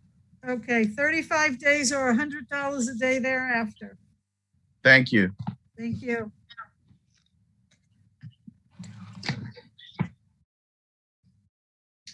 Our next case is on page 9. Inspector Von Malakias, Supervisor Davila, presenting case number CE 20120575, case address 1536 Northwest 6th Street, owner Keith K. Skinner Estate, property posted 3/15/21, posted at City Hall 3/30/21.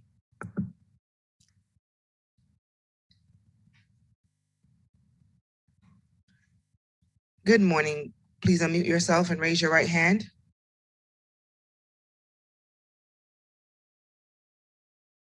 You're still on mute. I'm sorry. Good morning. Good morning, everyone. Do you swear and affirm to speak the truth at today's proceedings? Yes, I do. Thank you. Thank you. Julio Davila, Code Compliance Supervisor for the City of Fort Lauderdale, representing Code Inspector Von Malakias in reference to the aforementioned case and corresponding address. Initial inspection of this property performed on December 17th, 2020 revealed a violation of the City of Fort Lauderdale Code Section 9-280, subsection B. There are building parts such as the interior ceiling, which has cracks and is deteriorated and not maintained, as well as Section 9-306. The exterior building walls have not been maintained. Structural parts, including fascia, soffits, and exterior windows are in disrepair. There are areas of the exterior that have stains and missing and peeling paint. Subsequent inspections of the property, including the last one performed on April 10th, 2021 by Inspector Bovary Exantis, revealed that the property remains in violation The city is requesting 35 days to comply or $100 per day per violation. Okay, Ms. Hernandez? Yes, ma'am. Yeah, this is Magistrate Flynn. What was the amount of days that you asked for? 35, please, ma'am. 35 or? Or $100 per day per violation. Ms. Hernandez, could your client bring the property into compliance within 35 days? Actually, I was wondering if you guys can please grant us 60 days. This property we acquired back in December. This property had like multi-units, 6 multi-units, and we have, I understand that the violation is violation code 9-280. Their building parts such as the interior ceiling, which has cracks and is deteriorated and not maintained, correct? There were units that they had those issues. The only unit of all the 6, we have been able to clear that problem except for one, unit 1. And that unit 1 is a tenant that was there before we acquired the property. This tenant, every time that we try to knock on the door to clear the violations, he attacks us. We have to call the police several times. We even fixed the bathroom door for all the tenants, and he damaged our door. So it's been difficult to comply this particular violation with this tenant. I have as the property owner the estate of Skinner. That's not correct. They sold the property to us. It hasn't been updated, but if you look at the public records and the Broward County property appraisers, the new owner is 1551 Six Trunk LLC. And I have been. She is correct. I'm sorry. She's correct, Your Honor. The new owner is 1551 Six Trunk LLC. So the previous owner didn't maintain the property. He left us with a lot of work to do on this property, and he left us with tenants that didn't want to leave. So Okay, far, so what are you asking me to do? I'm asking for if you guys can please grant more time, at least for me to be able to deal with the tenant and unit 1. Because for what I understand, and that's the only issue with the cracking of the ceiling. And I have been working with Mr. Malakius on that particular case. The other one, the stereo buildings, I would appreciate if you guys can share some pictures because it has been painted. There's some pictures that I sent to Mr. Malakius. So if there are any new violations or if you guys can guide me to where the particular issue is, I will appreciate because if you speak to Mr. Malakius, we've been trying and I've been sending him pictures of proof of work that we have completed in order to comply with the city. So if you guys can please give me at least 60 to 90 days to deal with this difficult tenant because I cannot do anything if he doesn't grant me any access. Ma'am, Inspector Malakius has actually been promoted to another position in the city, which is why I am representing. Oh. So are you going to be my new point of contact, sir? You may for this case or perhaps another inspector, but you can definitely reach out to me. What I can tell you from what I've noticed and looking at the images is that the soffits have not been painted, particularly towards the rear of the property. So that's something that you may want to focus on. I definitely wouldn't recommend so much time for the exterior of the property, which are things that you can easily access. I understand what the issues you're dealing with the interior of the property, and I have no objection to that. But perhaps we can meet, or you can contact me, and we can go over what needs to be complied. Okay, perfect, understood. So, what would be the best if you can please share with me your email? That way, you can share with me the pictures of your findings yesterday. And I can address them with my contractor to take care of those issues, or I can have my contractor meet you at the property, whichever is easier for you. Yeah, so you can contact me via email at D as in David, A V as in Victor, okay, ILA at fortlauderdale.gov.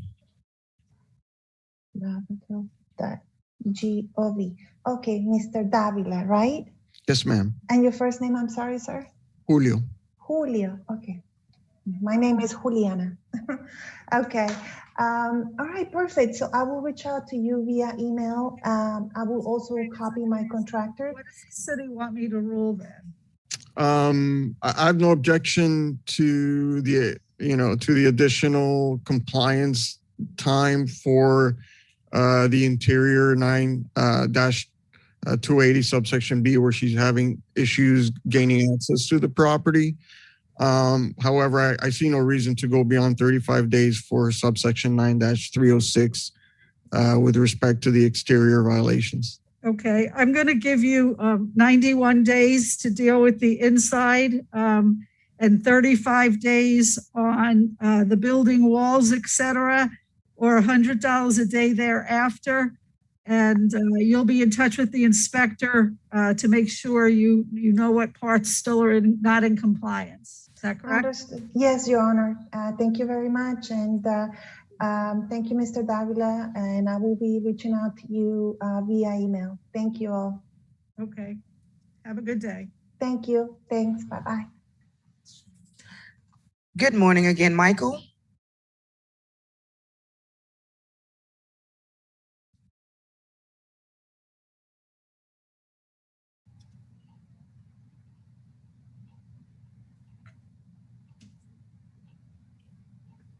Good morning, Michael.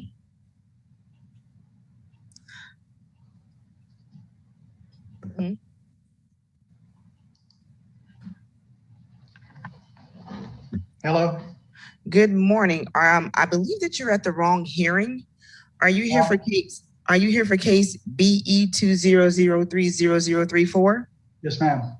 That property is not on our agenda. That is a building case, and this is not building's hearing. I also checked the case for you, and I did not see where they've scheduled you for a hearing as of yet.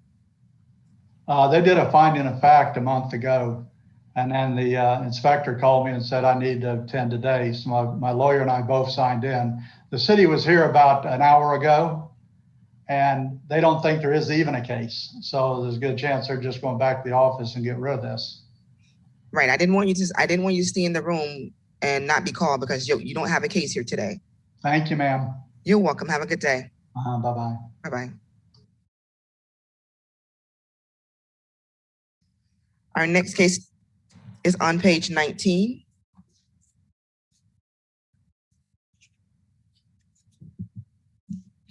Case number CE 2009-0582.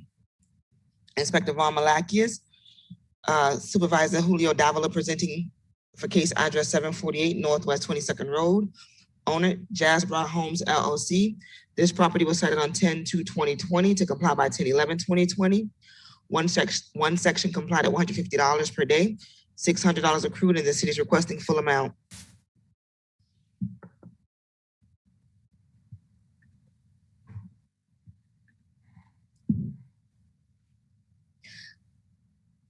Hello, my name is Hannah Jazari. I'm here as a representative for Jasper Homes. Good morning, Hannah and Martin. Can you both please raise your right hands? Do you swear and affirm to speak the truth at today's proceedings? Yes. Thank you.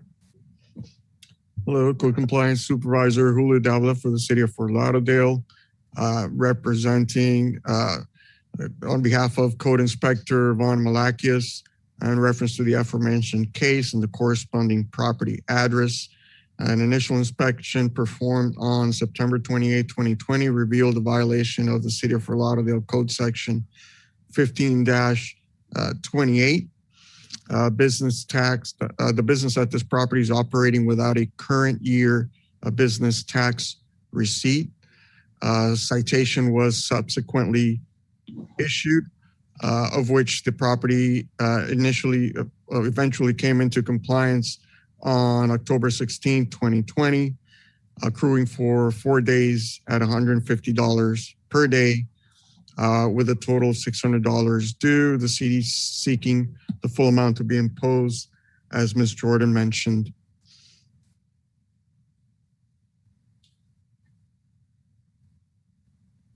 Okay. Who's speaking on behalf of the property? I'll let the tenant speak first. Martin? Martin, you have to unmute your microphone.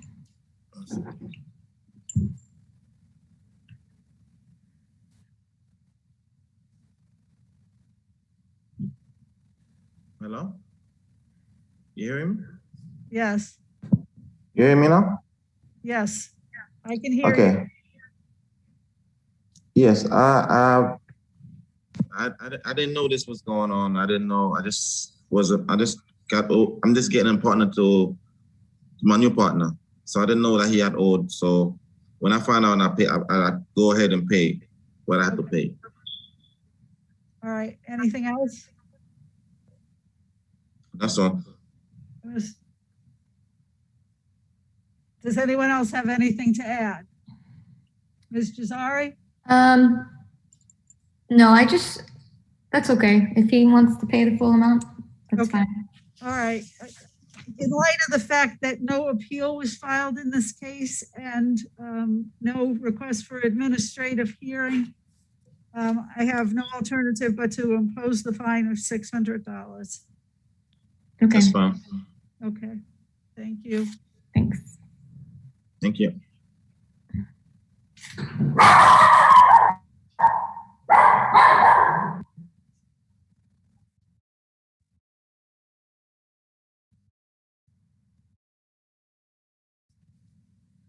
Okay, next case.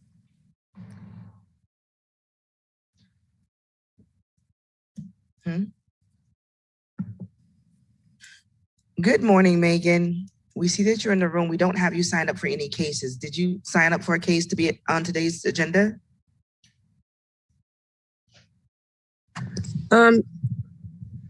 Yes, I was supposed to appear with Mr. Garcia.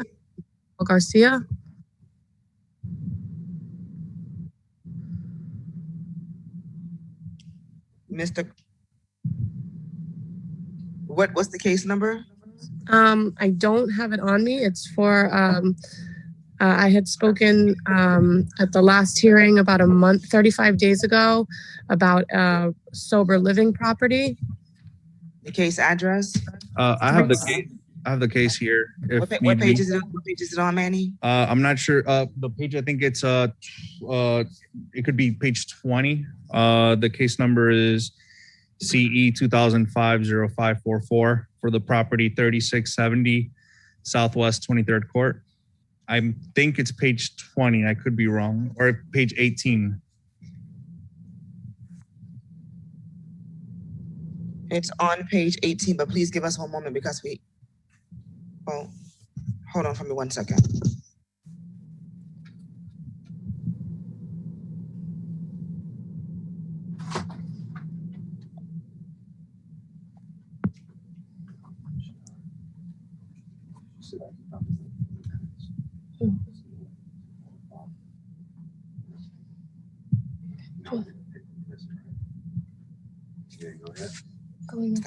No worries.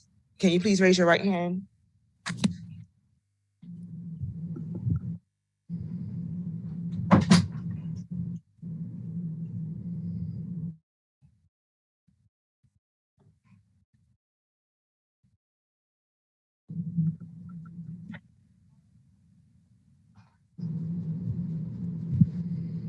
Good morning, Megan.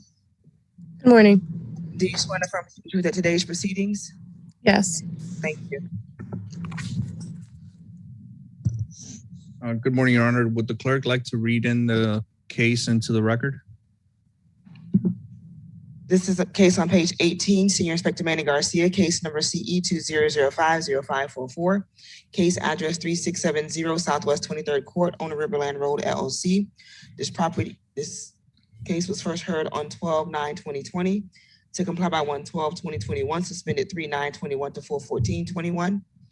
One section not comply $100 per day, $5,500 accrued, and this was in order to reappear. Good morning, Your Honor. Senior Officer Garcia on behalf of the city. This case this morning is brought to you. It's CE 2005-0544, located at the property 3670 Southwest 23rd Court. This case was first brought to the special magistrate on December 9th, 2020, where evidence was presented and the magistrate found for the city. The fines were suspended from March 9th, 2021, in order to reappear today. The violations were first cited on May 27th, 2020. A total of 12 inspections were made on the property. The case has been brought to compliance and the property owners have provided a copy of a lease agreement with the family who are actively residing on the property as the exhibit records depict. It is a position of the city that the fines be imposed as read, but if the magistrate is inclined to reduce these fines, we would like to point out that the administrative costs have been incurred by the city in the total of $801. Okay. Who's appearing? Ms. Feely? Yes. Okay. What would you like to tell me about why it took so long to bring the property into compliance? Well, I as I had stated last time, I have a 2-year-old who had a brain aneurysm that we were out of town at Boston Children's Hospital for a month and a half, dealing with his surgery. So as much as I wanted to be able to focus on this, I really couldn't. As soon as we got home, I did everything I could to make sure that we followed all the rules and got everybody out of there and did everything we could to become in compliance. But I could not deal with it sooner. I was dealing with something that I felt took precedence over this. Okay, I understand. Your Honor, if I may, I would like to state that property owner, Ms. Philly, has maintained a very good level of communication with the city. She has maintained me up to date, even though she did not have to provide me with the information of her 2-year-old. I just do want that to go into the record that she has, taken the proper steps, though she was dealing with that matter. She has taken the proper steps to move forward into compliance and bring the property into compliance. Thank you. All right, I'm going to abate the fines. Thank you so much. Thank you, Your Honor. Good luck with your son. Thank you so much. I really appreciate it. You're welcome. Thank you, Mr. Garcia.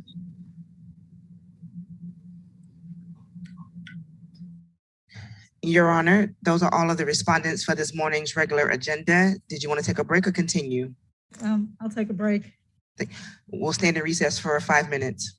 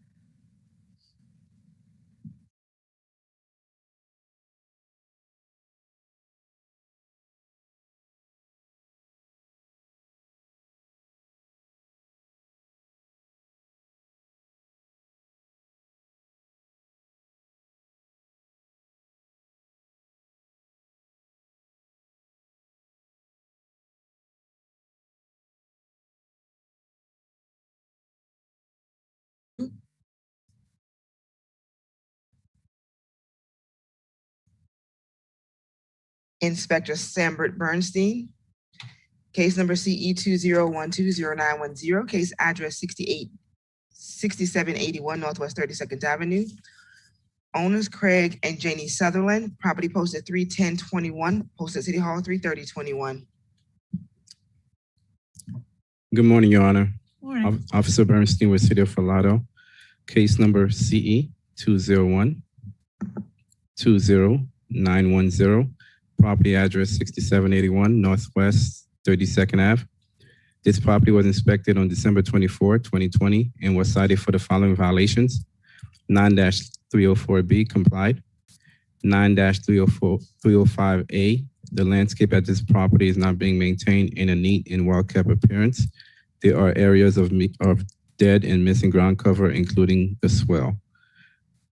47-34.1A1. There is illegal land use on this property. There are items being stored outside the property, including but not limited to car seats, ladder, and other items. Due to non-compliance on March 10th, 2021, the notice of hearing was posted on the property. A pre-hearing inspection revealed property is not in compliance.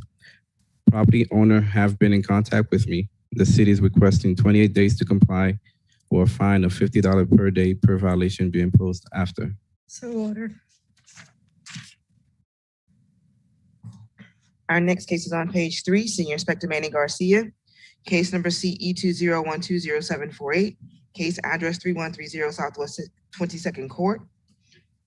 Owner Nisa Corrales Acuna and Alex Acuna. Property posted 32221, posted City Hall 33021.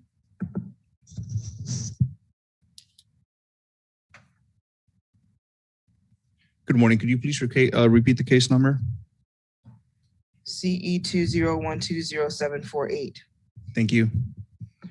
Good morning, Your Honor. For the record, Senior Officer Garcia with the City of Fort Lauderdale Code Compliance Division, presenting case CE 201-20748, reference the property 3130 Southwest 22nd Court.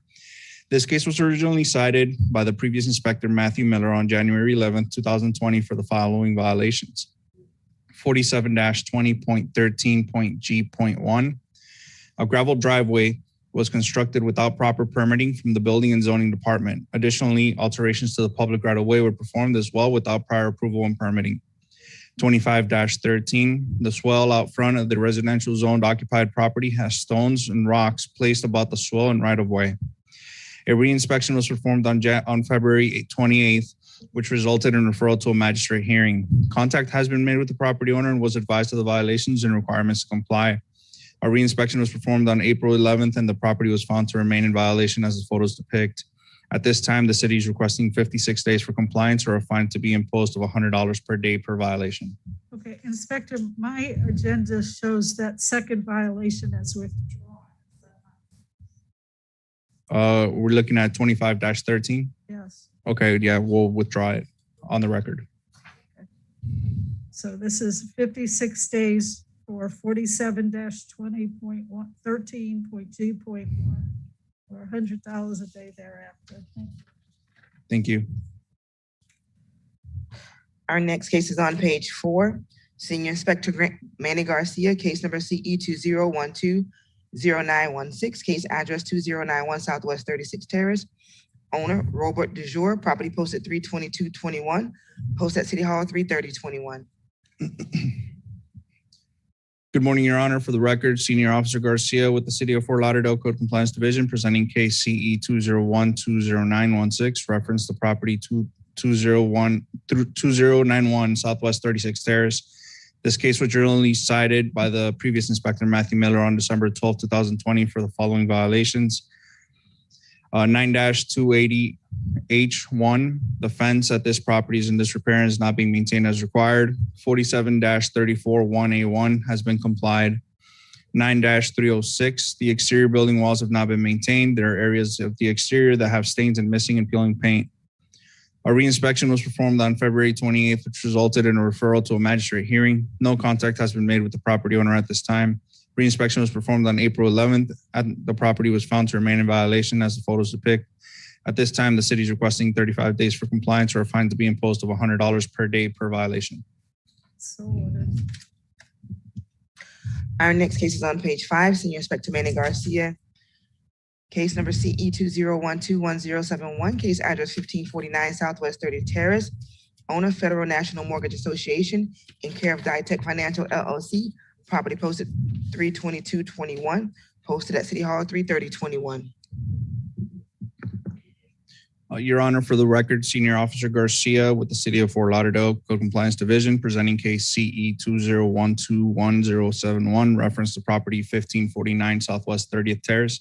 This case was judicially cited by the previous inspector, Matthew Miller, on December 30th, 2020 for the following violations: 9-313I, complied; 9-305A, there's growth of landscape material along with an accumulation of leaves encroaching onto the public right-of-way; 9-305B, the landscape at this property is not being maintained in a neat and well-kept appearance. There are areas of dead and missing ground cover. 9-280H1, the fence at this property is in disrepair and is not being maintained as required. 47-341A1 has been complied. 9-308B has been complied. 18-12A, there's overgrowth, trash, rubbish, and debris on the property and are as well. A reinspection was performed on February 22nd, 2021, which resulted in a referral to a magistrate hearing. Reinspection was performed on April 11th, and the property was found to remain in violation as the photos depict. At this time, the city is requesting 42 days for compliance or a fine to be imposed of $100 per day per violation. So ordered. Our next case on page 5, Senior Inspector Manny Garcia. Case number CE 201200534, case address 3131 Southwest 22nd Court. Owner Frank and Deborah Tropello. Property posted 3/22/21, posted at City Hall 3/30/21. Your Honor, for the record, Senior Officer Garcia with the City of Fort Lauderdale Code Compliance Division presenting case CE 201200534, reference to property 3131 Southwest 22nd Court. This case was originally cited by the previous inspector, Matthew Miller, on December 15, 2020 for the following violations: 9-305B, the landscape at the property is not being maintained in a neat and well-kept appearance. There are areas of dead and missing ground cover where a motor vehicle is parked on the lawn and throughout the front lawn. 9-304B, there are vehicles, trailers parked on the grass lawn area. In addition, the driveway is in a poor condition and not properly surfaced or dust-free. 9-306 has been complied. 18-12A, there's overgrowth, trash, rubbish, and debris on this property and its well. On January 17, 2021, Officer Miller issued a final notice to the property owner and a reinspection was performed on February 8th, which resulted in referral to a magistrate hearing. Contact was made with the property owner and was met at the property to go over the violations and requirements were explained to comply. A reinspection was performed on April 11th and the property was found to remain in violation as the photos depict. At this time, the city is requesting 56 days for compliance or a fine to be imposed of $100 per day per violation. So ordered.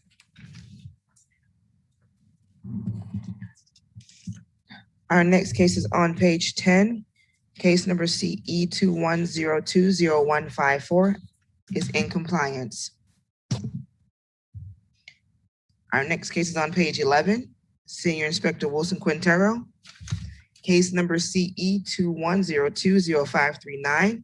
Case address 1434 Street, numbers 1-2.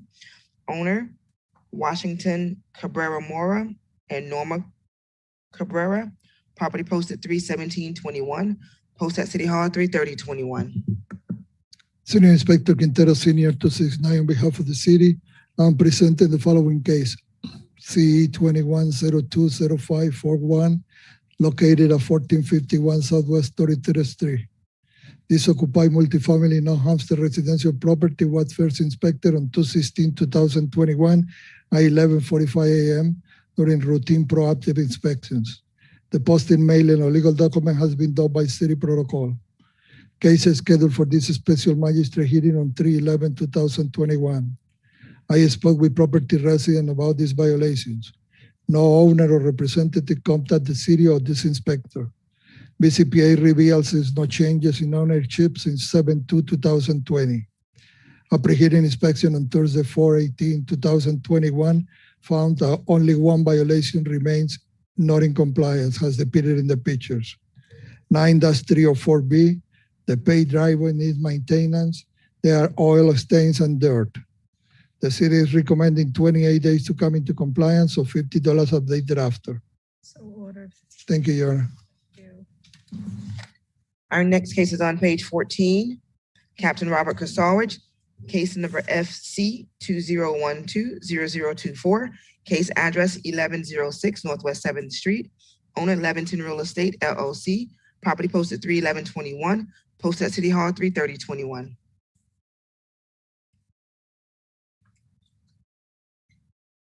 Good morning, Your Honor. Captain Robert Kasowicz, Fort Lauderdale Fire Marshal's Office, here to present case number FC 201-20024 for the property address of 1106 Northwest 7th Street. Property was cited in reference to NFPA 13.6.1.2. The fire extinguishers are not provided in accordance with the code. We're requesting 28 days or $100 a day thereafter. So ordered. Our next case is old business on page 16. Captain Robert Kasowicz, case number FC 2010010, case address 5555 North Federal Highway, owner Core Ridge Presbyterian Church. This case was first heard on 11/19/2020 to comply by 2/9/21. One section not complied at $100 per day, and fines are due to start April 14th, 2021. Good morning, Your Honor. Captain Robert Kasowicz for case FC 2010001. Property was cited in reference to NFPA 13.3.1.1. The fire sprinkler system is in need of service. This was in order to reappear. I visited the property yesterday and attempted to make contact with responsible parties to find out what they would need in order for us to support them to see the continuing progress of what needs to be done in order to put the fire sprinkler system in full compliance in accordance with the certification company that's done the work out on the property.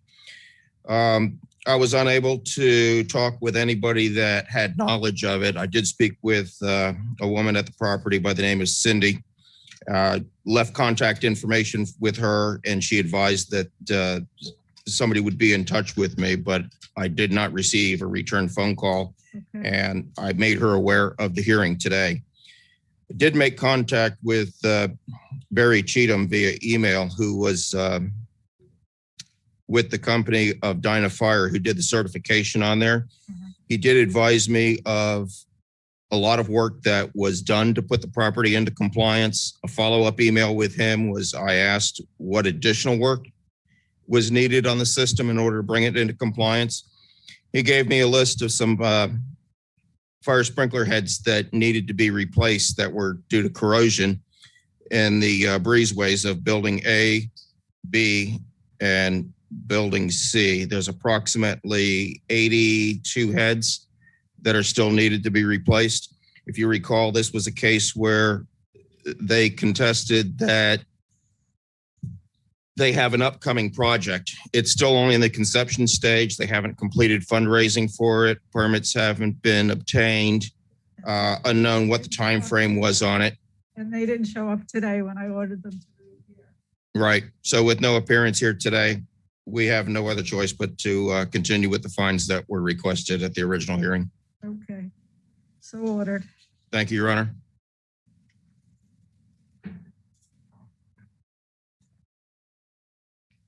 Our next case is on page 18. Case number CE 2101073, case address 4545 North Federal Highway, owner Car Group LP. This property was cited on 1/23/21 to comply by 2/2/21. One section complied. The compliance date is March 7th, 2021. The property was out of compliance for 42 days, $6,300 accrued, and the city is requesting full amount. So ordered. Our next case on page 18, case number CE 2011068, case address 435 Royal Plaza Drive, owners David and Susan Samrick. This property was cited on 11/18/2020 to comply by 11/18/2020. One section complied at $250 per day, $26,000 accrued, and the city is requesting full amount. So ordered. On page 18, case number CE 2012036, case address 1325 North Dixie Highway, owner Alabaster Real Estate Holdings LLC in care of Constantine A. Foca.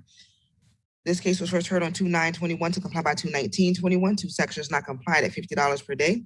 $5,300 is accrued. The city is requesting full amount and fines continue to accrue. So ordered. Our next case on page 19, case number CE 20120595. Case address 1646 Northeast 12th Terrace, owner CEO Holding LLC. This case was first heard on 2/9/21 to comply by 2/19/21. One section not complied at $100 per day. $5,300 accrued. The city is requesting full amount and fines continue to accrue. So ordered.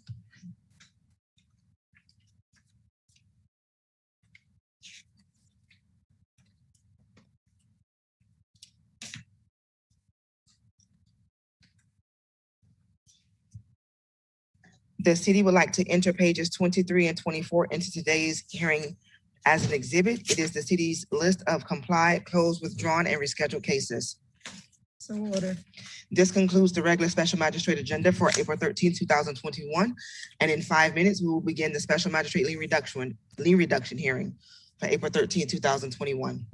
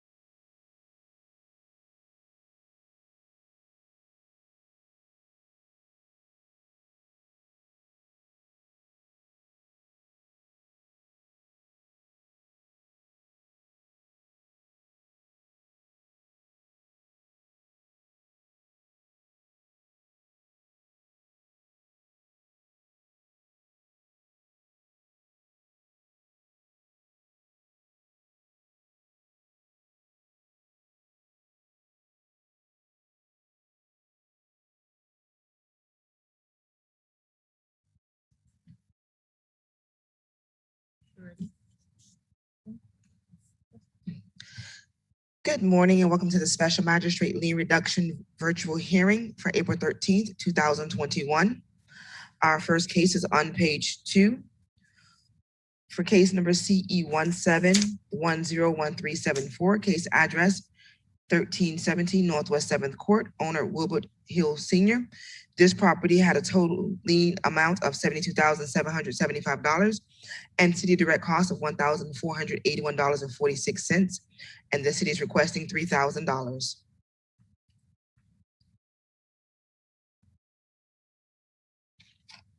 There's someone here for the property owner? Yes, ma'am. They're both coming into the room now. Okay.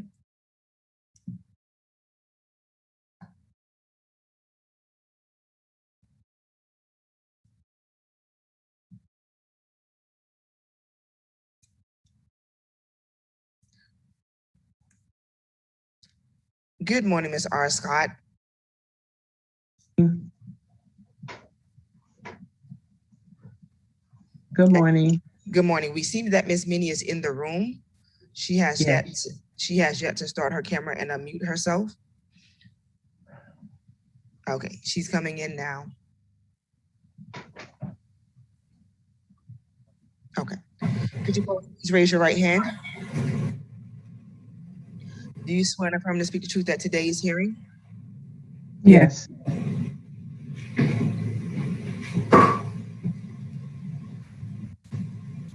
Thank you. Okay. Ms. R. Scott? Yes, Your Honor. Okay. Tell me what you want to tell me in mitigation of this matter. Yes, for starting out, good morning, Your Honor. I am one of the siblings that's representing this address of my dad's estate to recognize the code enforcement, thanking them for the opportunity for me and my siblings in order to give an explanation and to let you know that we was not informed of this situation of my dad's estate. As of last year, we was informed when my brother was at the house. My sister, that's kind of mentally challenged, the only one that was living there. We was not of any correspondence that came to the house and mail the receipt to appeal to this situation. Is this property under a contract for sale? Yes, ma'am. We are forced to sell at this moment right now because of unsatisfied debts and everything, and that my sister that remains there. My dad passed away in 2019, not knowing of any of this. We came into the informative that the inspector came by and my brother was at the house around September last year, and we did come in compliance. But as I say, we're forced to sell right now because my sister that's mentally challenged is living there at the property, and she basically is the one that is the reason why we're in violation. Okay, is the property closed? It's not closed as of now, right now. Okay, is it scheduled to close? Yes, ma'am. Okay, and is the purchase price $215,000? At the moment it is. Okay. With other unsatisfied obligations. Okay, I read in the contract, which was kindly provided, that the buyer is going to pay the lien on the property. Is that correct? The buyer? No. Clients? No. That, let me raise my hand. Share strength. He's not going to pay the lien. Oh, God. Provisions have been made to satisfy any lien I might order today. Satisfied in the compliance? How do I raise my hand? I don't know what to do. Your Honor, he will satisfy the rest of the compliance that is not complied at the moment. But as far as the lien, we are responsible for that. Okay. Ms. June, did you want to say something? Yes. Can you turn on your video? I thought I did. I thought I did. Can you hear me? Well, Can you hear me? Can you hear me? I can hear you fine, yes. Yes. As far as there was an addendum that was sent on, I'm sorry you can't see me, but I'm trying to turn my screen on, but nevertheless, good morning to each and every one of you. As far as the buyer, yes, they do have an agreement. The buyer has decided that anything that is not in compliance, that they will make certain that it is compliance. I believe there was a certain date that was given that they will make certain that everything is in compliance. But as Ms. R. Scott has said, they have done everything they can to bring it into compliance. But there are still some, I think they said there were still a couple things that needed to be taken care of. And those things the buyer agreed that they would take care of. And so I believe they're asking for a lien reduction because their sister, as she's saying, that's there, is mentally challenged. And she kept, when you have a hoarder or if you have someone maybe that's not in the right mind, they keep doing things they don't really know that it's wrong. And when she found out, this is where they're at right now. And so they're trying to actually find a place for her because if they stay, it's going to still keep having the same issues keep reoccurring. And so I believe what she's asking that, and I think I heard you said the city was asking for, I think, was it $1,000 or $3,000? Well, let me explain to you where it's at. The total lien amount is $72,775. Yes, ma'am. The city has requested it be reduced to $3,000. Yes, ma'am. I believe that for Ms. R. Scott, that is acceptable. Yes. That is acceptable. Yes, Your Honor. Order the $3,000 and waive the rest of the fines. Yes, ma'am. Yes, ma'am. All right. Thank you very much. Thank you. Thank you, Your Honor. Thank you. Your Honor, you have to give them time to pay. You have 60 days to pay. Is that sufficient? Yes, ma'am. Yes, Your Honor. Thank you very much. Thank you. God bless you guys. Thank you. Thank you. Our next cases are on page 1 and 2 for the property located at 2760 Southwest 2nd Street, owner Ombu's Investments LLC. On page 1, we have case number CE190208898. This case has a total lien amount of $10,300 and city direct cost of $607.46, and the city is requesting $1,545. Also on page 1, case number CE190318985.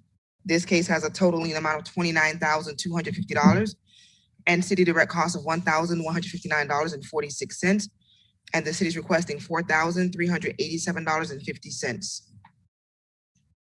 On page 2, for case number CE200711032, this case has a total lien amount of $5,250 and city direct cost of $600.64, and the city is requesting $1,250. Okay, who's here on behalf of the property owner? Good morning, Mrs. Zimmerman. Could you please raise your right hand? Yes. Do you swear and affirm to speak the truth at today's proceedings? Yes. Thank you. Okay, Mr. Zimmerman, what do you want to tell me? Okay, I am the attorney for the property owner. This is property. The property owners are actually, they live in Uruguay. The property is professionally managed. Apparently, they said that they were not aware of the fact that the fine was continuing to accrue. Whenever they did receive the citations, they complied. But it seems to be sort of a problem. When they comply, they don't call for the reinspection and the fines continue to accrue. As I understand, everything's in compliance right now. They submitted photographs. They've been working with the inspector constantly on these. These are mostly maintenance items. The problem that they had was that they would correct one item, and then when the inspector finally did come back, they would find that there were different violations of a similar nature. You clean up the trash, you mow the lawn, But then there's new trash when he comes back. And so this is the problem that they've had. And on top of that, getting the inspectors to come back has been difficult with COVID and so on and so forth. But then ultimately, we were able to get everything in compliance. We do have the photographs there. I believe the inspector has certified that it's in compliance. He's come out and he's satisfied with the condition of the property. And we have we're trying to keep a real estate transaction together. We have a sale on this property, and we're trying to keep it together, but we do need to get, if we can, a reduction on, there's actually 3 cases. I don't know if she read all the 3 case numbers. Did she? Yes, I'm aware that the total leads, I think, are 44,800. Is that right? On the 3 cases. Yeah, there's 3 cases. And so we were hoping to be able to speak to someone at the city to have this agreed to in advance, and we were told we couldn't do that. But of course, we're looking to try to get this reduced to whatever extent we possibly can. I think there was an effort to comply all the way through. I think that the mistake that they made was they just didn't call the inspector when they first complied. Even though they were in compliance, they had no way of establishing that. And so the fines built up. You know, unfortunately, there were multiple violations on this property, including some that were safety and health hazards with holes in the walls, et cetera. Right. The city has, graciously agreed to reduce the fine and asked me for $5,205. Does your client object to that amount? Your Honor. Go ahead. I'm sorry. Yeah. The amount is not accurate that the city is requesting. Okay, did I misadd that up or? The city is requesting $7,182.50 in total. What is the city asking for? $7,182.50. Right. And is there a breakdown as to how that's applied across the 3 different fines? Counsel, she read in each case with the lien value and the city's request for each case. You did that at the beginning. On the first case, the permit case, the city is requesting $1,030. No, ma'am. Does your client object to that? It's Magistrate. Well, I just wanted to get, they cut me right when you were reading that off. I think that they changed my status on the where they were putting so that I could get in the Zoom meeting. I don't know how they do that, but I didn't hear those figures. So I will read the figures for you. It looks like that you changed them since you gave me the agenda. Yes, ma'am. All right, so please repeat them. On the first case number CE 190208898, the city is requesting $1,545. From $10,300. Is that acceptable to your client? I would think so. All right. That's so ordered. The next one? On case CE 190318985, the city is requesting $4,387.50. That's from $29,250. Is that acceptable to you? Okay, so that's on the 1985, the case ending in 1985? Correct. Okay. I don't know how that got to 29,000.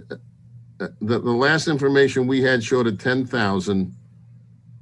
No, the other one was, the first one was 10,300. This one has been 29,250. Okay, and this one is where the city's requesting 4,000. 387.50. 87.50. And then on the third one, which is the 1032 case. That one, the city's requesting 1,250. Okay. Well, obviously we're hoping maybe that there could be a little bit more of a reduction on the 4387.50 case. But if that's the best they can do, I mean, we'll have to deal with it. Yeah. Under these circumstances, with this being, there were multiple violations and they were out of compliance 10 months on one, 239 days on another, and 21 days on another. I understand when people live out of the country and own property, it's more difficult, but, they do have an obligation to be up on the law and keep the property in compliance. And I think that the city's reductions are, generous on this, so. Okay, well, I mean, it is what it is. So the total on the 3 is 7,000, and what was the total? $182.50. All right, and we're gonna need a little time to be able to get that paid, so Okay, is 60 days enough? perfect. Okay, thank you so much, Mr. Zimmerman. Okay, will we get an order from the city on that? You will. Okay, thank you. Thank you. And that concludes the special magistrate lien reduction virtual hearing for April 13th, 2021. Have a great rest of the day, everybody. Bye, Rhonda. Thank you. Bye, Rhonda. Bye.